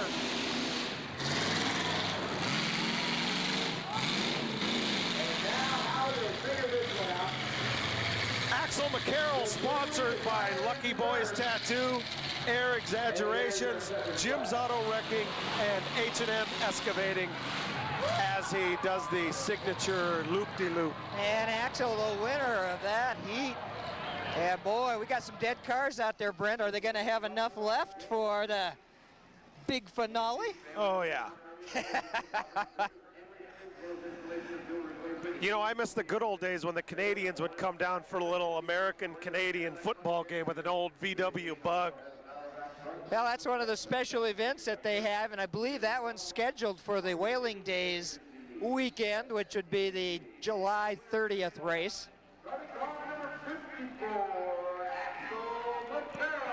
Well, Doc, as we have 1, 2, 3, 4 cars knocked out here, and who knows if McCarroll's will get running again.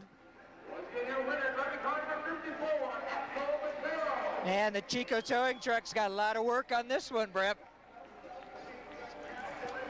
Yep, Chico Towing, a great sponsor here for all the demolition derbies. Demolition Derby can't go without a few tow trucks, an ambulance, and a fire truck. In the event that an emergency happens here locally and the ambulance has to take off, all racing pauses until they get back from the call, and it does happen occasionally, but at that point, we're not concerned about a race. We're concerned about somebody's safety. Okay, welcome back to the third mini car figure eight, actually the final race before the two big main events, the two demolition derbies. 96, Justin Hart. 72, Chris the Blur Rowland. 153, Vincent Lee Morris. 63, Mike Lester. 171, Lori Reinhold, Electra. 119, Victor Trent. 67, Ryan Cooper. 92, Tony Flash Fuller. Look for him to make a quick push to the front. We got 86, Mike Ackerman out of Quilcene, and 156, Chad Steiger. And we are hammered in turn 2. And 63, Mike Lester, your second place points mini car driver, comes out of the pile looking pretty sweet. And actually Tony Fuller still trying to get out of there. He might not make it. Oh, almost a nice little collision there between Mike Lester and Ryan Cooper, but these two cars are just too wily. These little cars are just too wily. Ooh, look at Fuller fly. He's trying, but he's got a lot of ground to make up behind the 67 car Ryan Cooper. The 156 car Chad Steiger, a rookie out of Belfair, nicknamed Bubba, imagine that, would like to say thanks to all the armed forces that make this type of fun possible. Only in America can you find racing like this. Full contact racing. Oh! 86 doing the backwards route. That's Ackerman. And Mike flips it around. Ryan Cooper still in the lead, and now he's flopped around. This could be the window. Uh-oh, looks like he has wheels hung up. Probably one of his front wheels is jammed. This could put Fuller back in the lead, Doc. 92.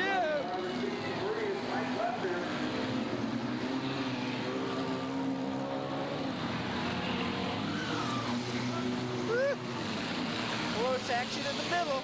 Coop is out. He is stuck. He's got a stuck wheel. He can't move past that tire in turn 3. As you see Fuller coming around the corner. Mike Lester right there behind. Wow! Almost gets clipped by the 119 car of Victor Trent. We're down to 3 laps to go, and I'm not sure who has the lead because our leader came from so far behind. It's Lester in the 63 car, but look who's on his tail. Fuller. We have 2 laps to go. I don't think Fuller's trunk's gonna make it, Doc. What do you think? Oh, man. Hey, they split the dance. Fuller takes the lead. Great tire. Unbelievable 97. That's gonna be 4 wins. Well, white flag. Oh, he barely gets by Victor Trent, and he gets spun out by Lester. They're gonna take this one right to the wire, Doc. It's neck and neck coming through the center. Lester But all the way. And Lester takes the lead. The fans go wild. They're sick of watching Fuller win. Fuller's out. Lester takes it. That's the most dramatic race we've had of the day, Doc. Mike Lester with a big win there. Flash Fuller doing his best, but lost it in that last corner. Whoa. Quite the excitement there. I'm not going to have any voice left. Well, again, it's a great event. We urge you folks interested to come on down to the Fairgrounds Stadium. June 18th will be their next event down here. Hey, Doc, while we're waiting for the trophy girl here, couple of hygiene habits for our viewing audience. While your ears need to be cleaned regularly, this job should be done in private using one's own truck keys. And second, as we see the beautiful trophy girl not even hug the poor Mike Lester, second hygiene tip for our audience: dirt and grease under the fingernails is a social no-no, as they tend to distract from a woman's jewelry and alter the taste of finger foods. Keep that in mind. I will. Yeah, again, number 67 dead in that tire there. He led the race, Mr. Ryan Cooper, for a while, but lost it, and have to get the tow truck ride back. And so that brings us to a brief intermission here at the KidSap Destruction Derby Association's June 4th event. And that means after this intermission, Brent, we got the ultimate in motor mayhem. Hey, let's give 63 Mike Lester his props there. 35-year-old, 3-year veteran out of Olalla. Jim's Auto Wrecking and Future Homes. You've just become famous. You're on the map now because Mike Lester won the 3rd and final mini car figure 8 race in dramatic fashion. Well, that leaves the Demolition Derby left to go tonight. And we will take an intermission before we get to that event, and they'll do 2 rounds. They'll do the big little cars, the minis, and then the big cars. Well,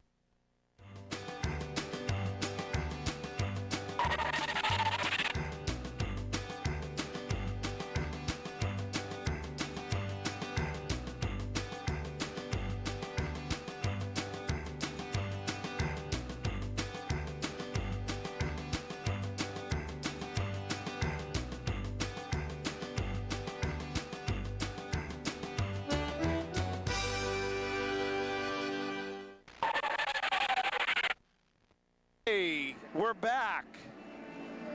Thank you, Garrett. And it is loud up here, ladies and gentlemen, and we could not do this without the communications gear provided to us by Racecom Electronics. So we thank Jack immensely. It's hard to even hear yourself think up here, let alone hear another person talk. So thank you very much. Well, Jack Bailey, one of our underwriters, working with the SCCA also to put on some great racing out at the fairgrounds. We really enjoyed doing the 50th anniversary race of the SCCA last year. Well, I'm the Dr. Doc Parr. It's West Sound TV Presents, and we are at the eve of destruction. This is it. This is the beginning of the end, Brent. The B-Daddy, Mr. Brent Woolard over here on the other microphone. I can tell you one thing, Doc. 8 guys are going to be buying new cars when it's over. That's 162, TJ Lester, 63, Mike Lester, 33, Scott Carter, 85, Kurt Bratcher, 95, Mike Pinky Nordstrom, 62, Rob Moore, 48, Lewis Sellers, and 190, Mike Stevenson. Well, you know, I got the copy of the rules, and I like rule number 6. For crowd enjoyment, drivers should, I repeat, should make contact with other cars. Well, if they don't, in 90 seconds, they're out. 3, 2, 1. And we're underway. Green flag up, and it's a destruction derby, the mini cars. Nothing really stands out yet as far as hits go. Oh, nice little plug there by Rob Moore, nailing the Gumby car of Mike Stevenson. Oh, not a driver's door hit on Mike Stevenson, but Rob Moore hits him in the front left quarter panel. Oh, it's 62 out there. Is that Flesh Fuller? No, he's 92, Doc.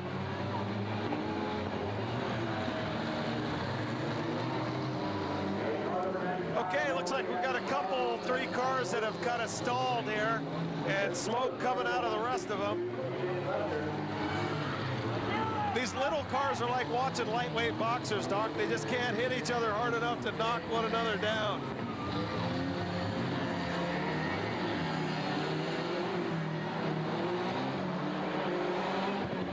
Okay, now we come to the point that usually happens at a demolition derby where the cars get stripped of their power and they lose the ability to really dig each other pretty good. So from here on out, it'll be a test of endurance. Now again, destruction derby rules. You've got 90 seconds to make a significant hit, or you pull that flag down and you're dead in the water, or dead in the fairgrounds, as the case may be. Oh, look at that! Sparks coming out of that 190 car of Mike Stevenson. We could be seeing a flag here pretty soon. Oh, nice spin out there as the 85 car of Kurt Bratcher, the Bumblebee Special. Oh, and there goes a bumper. Nice shot there, cameraman. And you know that 85 car was that 3-wheel Isetta earlier. Looks like we got us a little parking situation going here. Yeah, 63 is still alive, 190 is still alive. 63 is Mike Lester, and 190. You know what they need to do, Doc? Wow, just missed. They're trying. See, Lester, he'll put his car in the main event. That's how he gets a lot of points. Fuller won't do that because he wants to keep racing. So that's why I think these two are going to be racing each other for that points lead. Looks like Rob Moore's got his car moving too, but is he able to make a significant hit? I don't know. 63 is dead out there, it looks like. Lester. Lester. Wow! Rob Moore and Mike Stevenson greet each other at the door. And 33 and they're going to do it again. 33 still alive, I think. He made a hit. Notice those red flags on their driver's side window. When those go down, that car is dead. Yep, 62 is smoking. Uh-oh, here it comes. Oh, nice. Send that boy to the emergency room for whiplash, Doc. Mike Stevenson in that 190 car. Rob Moore's going to need a little flexor roll, I think. 63 moves out of that. Oh, there goes a tire. 63, who is that, Brent? Mike Lester. Here comes Lester. He's got his sights on somebody. We just don't know who that is yet. Uh-oh, Rob Moore's up and running. Lester's got to make a hit in 90 seconds, so. Oh, the 85 car, Kurt Bratcher's back in action. The nice. Bumblebee. More dings. Lester's rear driver's side. Yeah, a lot of flags still up, Brent. You When know, are they going to pull him? What Moore needs to do, since he's the only one with good speed, is stop and back into these guys. Quit taking them head on. Oh, no, a hitter. The front side smoothie. 63 and 62. Are those boys team members? Rob Moore and Scott and Mike Lester. Remember, Mike does well in these main events. And still alive, it looks like, at least still. Black flag, black flag, black flag. Uh-oh, black and red. And the siren wails, so we Fire. got fire on Mike Lester's car. It's Fire out. in the 63 car. It's out already, though, I believe. That was just a little stack fire. Okay, we got the referee, the flagman running out, and the flag work done tonight by Kelsey Payne.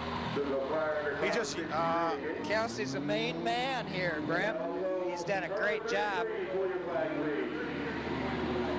Let's see who's live and who's not. And it looks like Kelsey's going to pull out that green flag. Well, there's the green flag. okay, Doc, it was not a black flag, which would have been a disqualification. He was just getting them both going so that the drivers would see. All right, we're down to 3 cars. Now 33, the 190. You know, I don't, the 33 car of Scott Carter, I haven't seen move since this thing started. Is his flag up? It looks like it is. Oh, a clip there by Mike Stevenson. They're beating up on your points leader, the 63 car of Mike Lester. Stevenson is now out. Ah, there goes Now, how does that happen? flag. Stevenson just made a hit. Carter done. And number 33 lowers his flag. That means we're down to Lester and Moore, 62 and 63, and ain't one of them moving. So it's going to come down to the 90-second counter. And there goes 62's or 63 flag. But 62, I don't know. why. 62's flag is still up from Rob Moore, but he's been dead for a while. Mike Lester pulled his flag. Well, I don't know why. He could have sat there and won the thing. Well, there's Looks like Moore's going to take first. Lester will take second. That's $100 to Moore and $75 to Lester. No, Brent. It looks like it's going to be a judge's decision. No, it won't be. Not if you pull your flag. If you pull your flag, Doc, that's like throwing in the towel in a boxing match. You're done. Oh, number 62's jumping up there, and it looks like the award truck is going to Rob Moore. No, they're stopping out there in the middle. Well, they're going to let them sort it out here. Either way, it's going to be Lester or Moore. Mike Lester, number 63, 35-year-old out of Valhalla in his 3rd year, sponsored by Jim's Auto Wrecking and Future Homes. The 62 car, Rob Moore, 32-year-old Port Orchard native, 12 years racing experience, Golden Rule tattoo, and My Garage. Well, Rob Moore shook the hand of Kelsey, our flag man, so let's see if the judges agree. I gotta think, Doc, that Lester pulled his flag thinking everything was over. There was no reason to pull it. There's no reason to give up when no other car's moving on the track. And there are judges that time the 90 seconds. It's not the individual driver. But, like I said, when you pull your flag, you're done. You're done. You're through. If you pull your own flag, you're done. You're done. You're through. You're like, why did he do it, Brent? yeah. Well, everybody's shaking hands. We got it.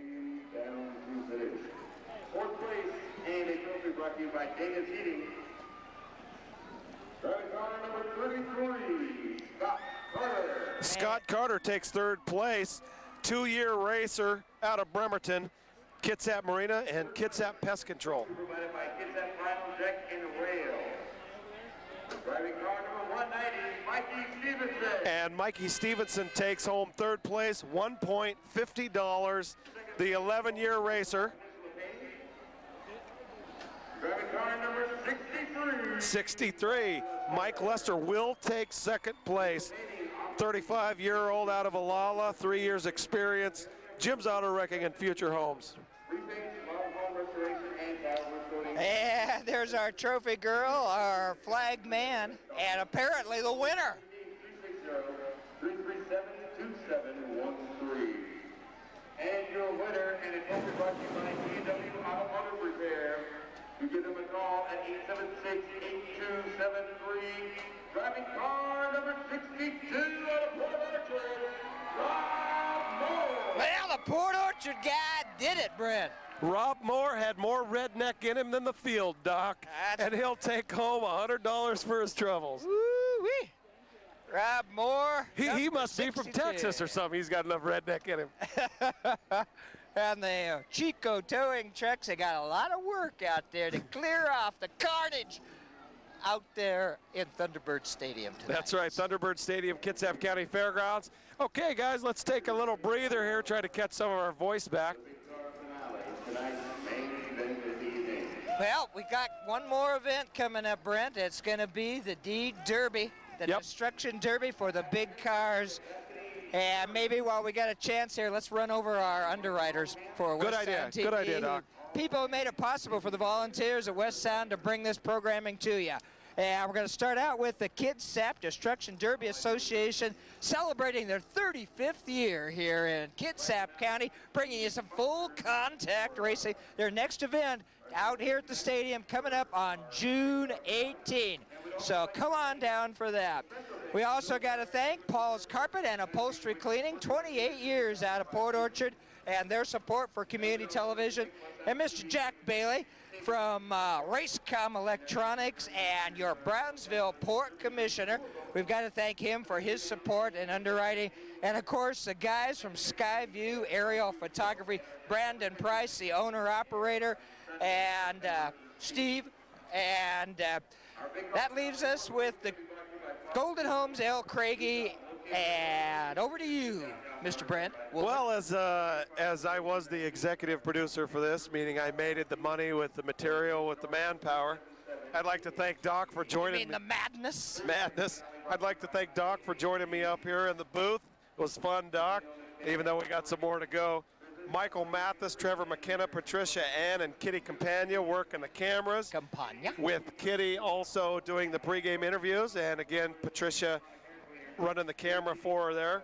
The helicopter crew here from Skyview AP consisted of Larry Tate, Eric Becker, Taylor Drain, and Brandon Price. We can't thank them enough. Dan Tolbert, my good friend out of Seattle, come over here. He's the actual production engineer, came over to give us a hand and make sure we could meet the requirements of doing something this ridiculously loud, and I really appreciate that. And to eliminate the interference from that 500-foot tower just down the road. We That's thank right. Danny for that. That's right. And Matthew St. Carol for standing over there by himself doing the protest video and bringing us a couple of his students from Bremerton High School, Jake Pinnell and Max Paling, doing grip for us. We wouldn't know what cars are racing if they weren't relaying the information up to us so we could get it together. Also, Joey Woolard and Aaron Mathis running for pop and cheeseburgers and all that good stuff. Garrett Syke doing a heck of a job down there in the van, directing as always. And the G-Men also bringing us those opening and closing titles and credits. Brandon Price would also like us to thank the following sponsors for Skyview AP. Anna's Sewing, Parsec Media, Hobby Outlet at hobbyoutlet.com, RC Heli Jetworks, Buffalo Signs, and South Puget Sound Search and Rescue. Thanks to all those people who made this possible. And let's not forget Tom McGraw from Q Studios, who provided the opening closing music for this event. Oh boy, Brett, this has been quite the event. We certainly appreciate you bringing it to West Sound so we can put it together for the community. Hey, as you see the camera there shaking a little bit, that is because these fans are ready for what is usually the most anticipated event of the evening, the big car final event, and stomping their feet. That's probably not a real good shot of stomping the feet. They're a little bit out of sync there. Can we get something a little cleaner? And yeah, we got one more car out there, Kurt Bratcher, And that was the Izetta earlier, the three-wheel car. He's got 4 back now, but he's going to need a little help out of the stadium by Chico Towing. They got us. That's hey, right. thank you, Michael, for the shot there. What a night this is. Maybe you could see at that angle what kind of, how we've gone into darkness here. We're using the lights from the stadium. It looks light on the field, but definitely not when you look out in the distance. So good job by all the technicians running their cameras, audio, directing, everything else. And let's remind everybody that West Sound is a non-profit organization. His mission is to produce, promote, and help to develop local community television here in Kitsap County, and we're all volunteers, and I really want to give the crew a huge amount of thanks because they have just done a great job in a huge undertaking for us, and we're very happy to be able to bring this event to you. And believe it or not, we're going to have another D-Derby for you in the fall. We're going to do that championship round on September 10th.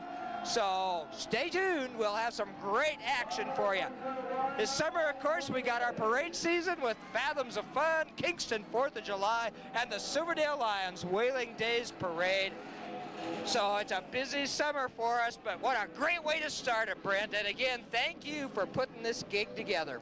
Hey, you know, I loved it as a fan, and I love bringing it to the big screen, Well, or I guess the little screen. You're bringing it to the community. That's the important part, and that's what West Sound is all about. And we certainly hope that we will be able to continue to do that. And right now is a critical time for you folks that enjoy local community television to let your elected officials know that you like this kind of programming and that public television in Kitsap County needs to remain alive and grow and develop. Well, you got any voice left, Brent? You're ready for this? Just about. finale? Just about, Doc.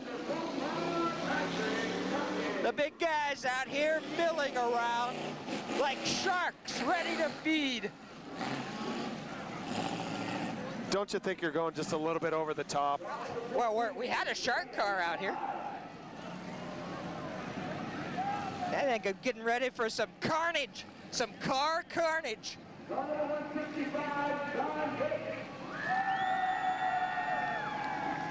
Oh, we're getting a good crowd showing up for the Destruction Derby.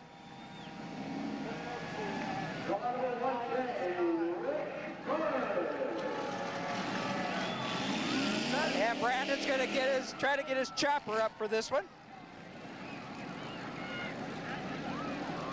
Okay, Doc, I see our boys from Skyview AP are getting the chopper cam ready to go here. Should provide a really good peek into the bowels of the Demolition Derby.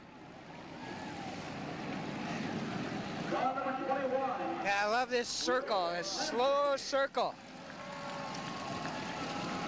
And we got another one coming up, number 155. We've seen him out here quite a bit tonight. That's Mr. Scott Dickey, who was leading the points. Still is, Doc, still Okay. is. And this will probably help. At 61 comes out. 61, another one of those out-of-town racers. That's Ray Dieterman.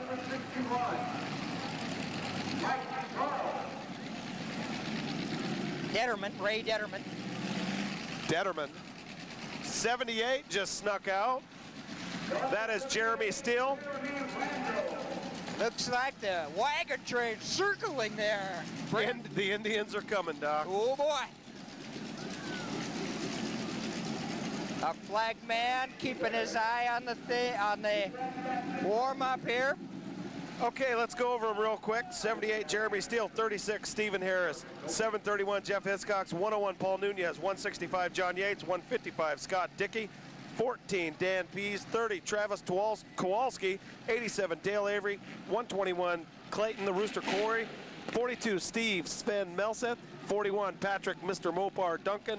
110, Rich Buer. And 61, Ray Detterman. Over. Alrighty.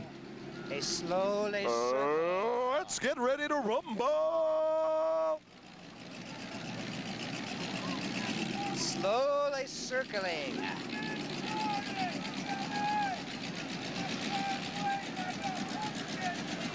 Great crowd here tonight. Doc, I got a fever. I need more cowbell. Okay, our flag man is waving. And there goes the camera. There, we're up in the air with our aerial shot from Sky View. Gorgeous work, Brandon. Hell of a job. There's the camera in the upper right hand of your screen. You can see the light glaring off it, and now there's a view from the camera.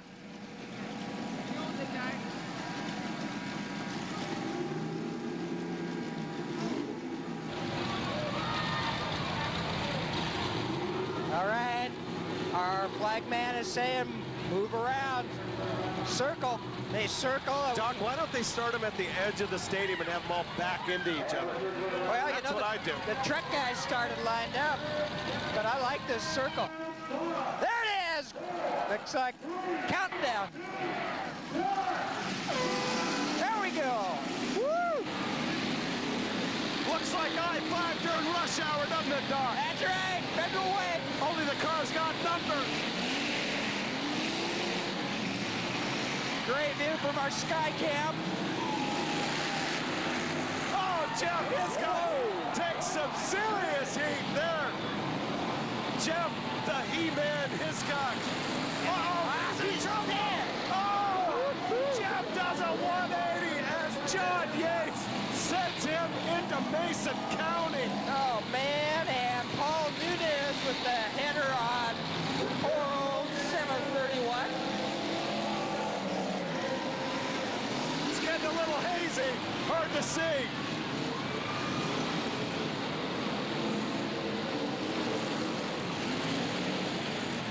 There it is, there's a helicopter view right there.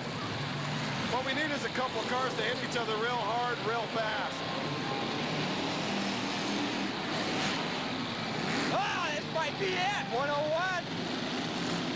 Good hit there. Oh! 110 spinning around. 360. That's Rich Burke.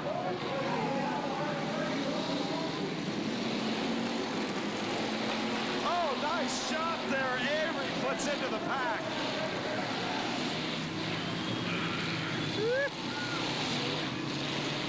And believe me, that's a location you don't want to be doing camera in. No. Our aerial shot. Oh, man. Uh-oh. Rich Burr still alive out there.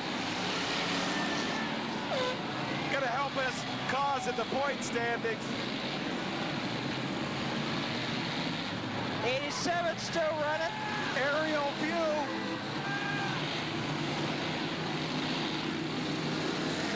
Nice shot there. Avery in the 160, or Yates in the 165 car. Gets What's Avery. on Avery. Avery's moving still in that 87 car. Well, we appear to be down to 5 cars right now, Doc. Well, these two guys though are working each other, 121 and 101. That's Corey and Nunez. That doesn't look like they're going anywhere. It looks like they got some backfire problems. Jeremy Steele of the 78 still. Oh, nice shot there. Yates being very energetic out here. Yates is a madman. Oh, 110 has driven up on 87. 110. That is Rich Buer. He has gone up on Dale Avery. Both cars still alive though, Brett. Look at that. He's doing it again. Oh, trying to run him into the wall. 41, Pat Duncan still moving out there. Wow, 110 with a nice Rich shot. Buer is a man possessed. That's right. You know what? He might have been kind of limping along a little bit, waiting for this point when you catch all these cars pretty much beat up. 78, Jeremy Steele still. Oh, they are destroying each other out there. Oh, nice. That's John Yates. A great hit on 78. Jeremy Steele. There's Yates. And Yates' car is in very good shape. He's going after Buer. Pinned him against the wall. Pinned him. And do Buer? That could be it for Buer. Looks like it. Looks like it's Yates. Yates, Steele still alive. Yates and Steele. 87 still alive. That's Steele, incidentally. Burr is up. There goes Buer. Steele is a rookie, Doc. Oh, nice. Oh, front-end collision of Yates and Buer. Ah, we got sparks up flying. Burr and Yates banging on each other.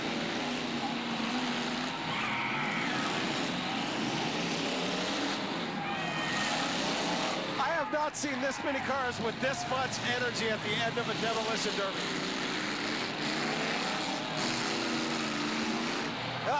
Burr drives 165 into the wall. Steele, line it up. He's going to pound Buer. Oh, yeah. And 87 comes in with a quick hit. That's Avery. He's still alive. Uh-oh. Steele is getting up ahead of Steve. Here he comes. Oh, yeah.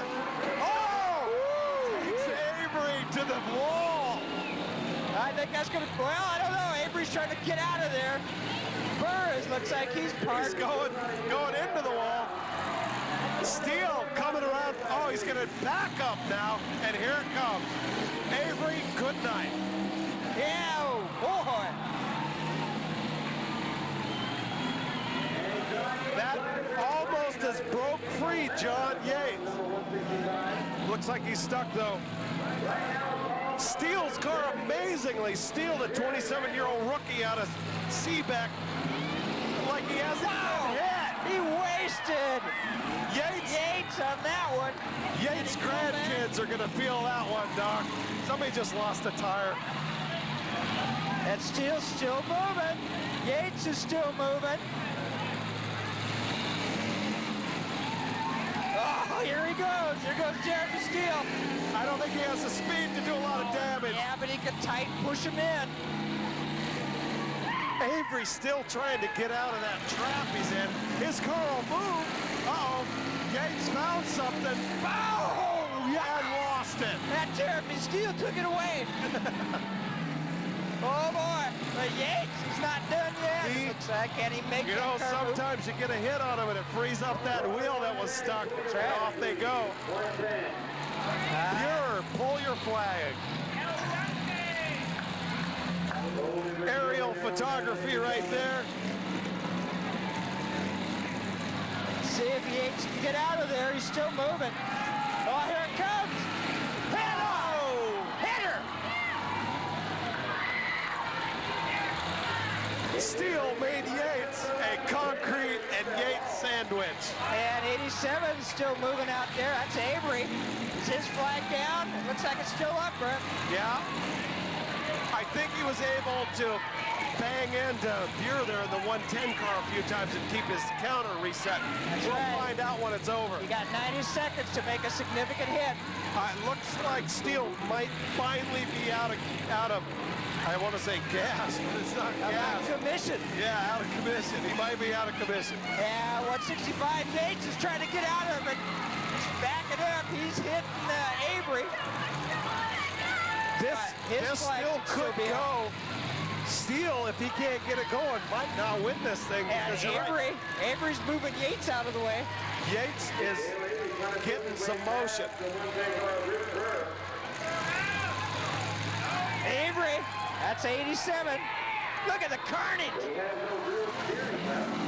It does look like I-5. Ah.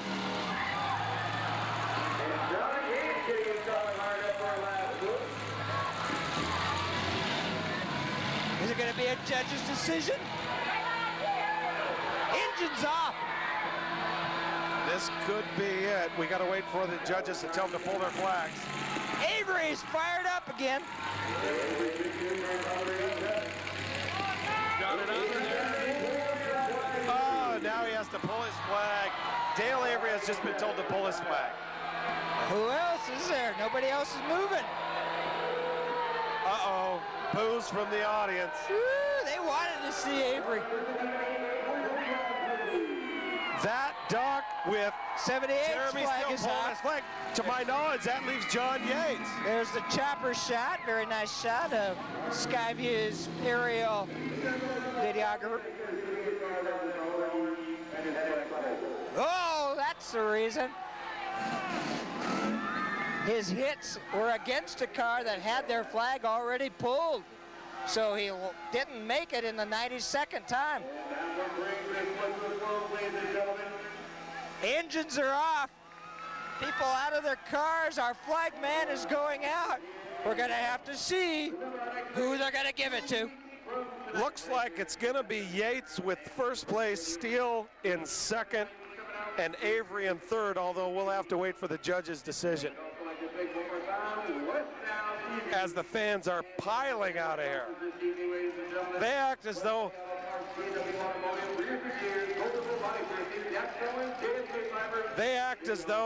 a $25 difference in prize money isn't significant. All right, here comes our trophy girl in the trophy truck. Boy, we couldn't ask for better weather tonight, huh, Doc? Nope. Compared to 2 weeks ago, when we had the monsoon season.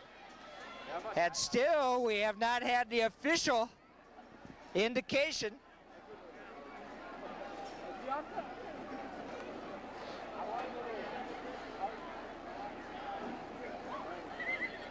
Trophy girl's out there by herself, the truck driver. Okay, hey, while we're What does that waiting, mean? Doc, one more time, let's thank everybody. Doc, thanks for doing this with me. Well, thank you. I'm Brent Woolard on mic here with my partner Doc Parr. Mike Mathis on camera, Trevor McKenna on camera, Patricia Ann on camera, Kitty Campagna on camera, and Patricia and Kitty putting together those wonderful interviews before the races started today. Helicopter crew, Larry Tate, Eric Becker, Taylor Drain, Brandon Price, Dan Tolbert, our production engineer, helping out with audio and other problems as they came up. Burr got 4. Dale Avery gets 3. Okay, Burr with fourth. And Jeremy Randall, number 78, says Jeremy Steele. John Yates. And Yates is going to be the winner.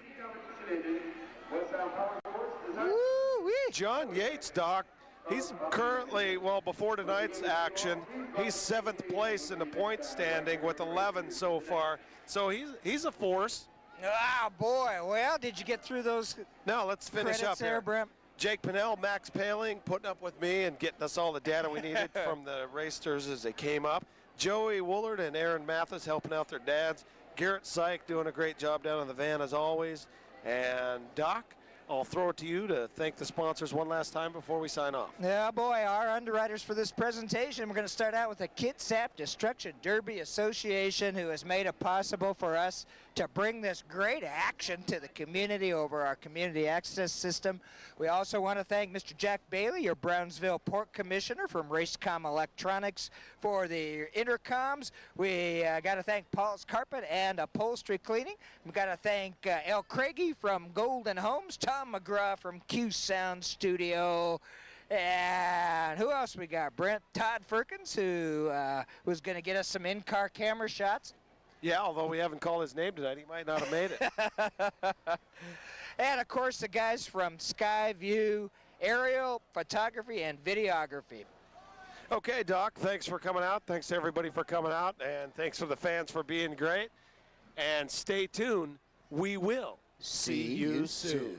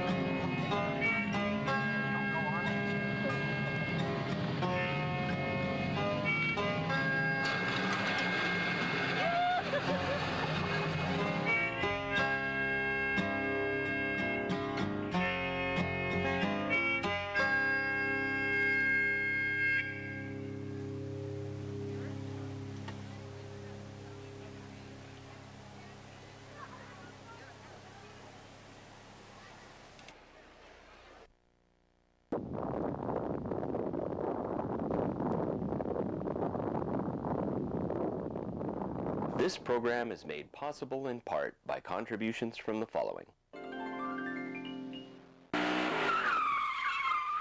Kitsap Destruction Derby Association.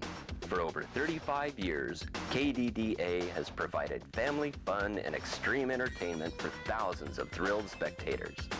KDDA is proud to help bring these events to local public television.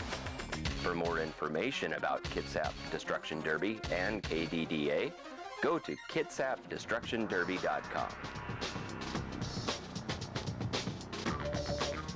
Paul's Carpet and Upholstery Cleaning and Restoration has been serving the Kitsap community for over 27 years. Patricia, Michael, Aaron, and Doug are pleased to underwrite West Sound TV productions of local community events. Paul's Carpet and Upholstery Cleaning and Restoration. Northwest Air Media, another proud participant in bringing D-Derby to your local television channels. From domain hosting to web design, management, and maintenance. Northwest Air Media, nwairmedia.com. Racecom Electronics, providing communications equipment to military, government, corporate, and special public events for over 2 decades. Racecom Electronics, communications on a budget.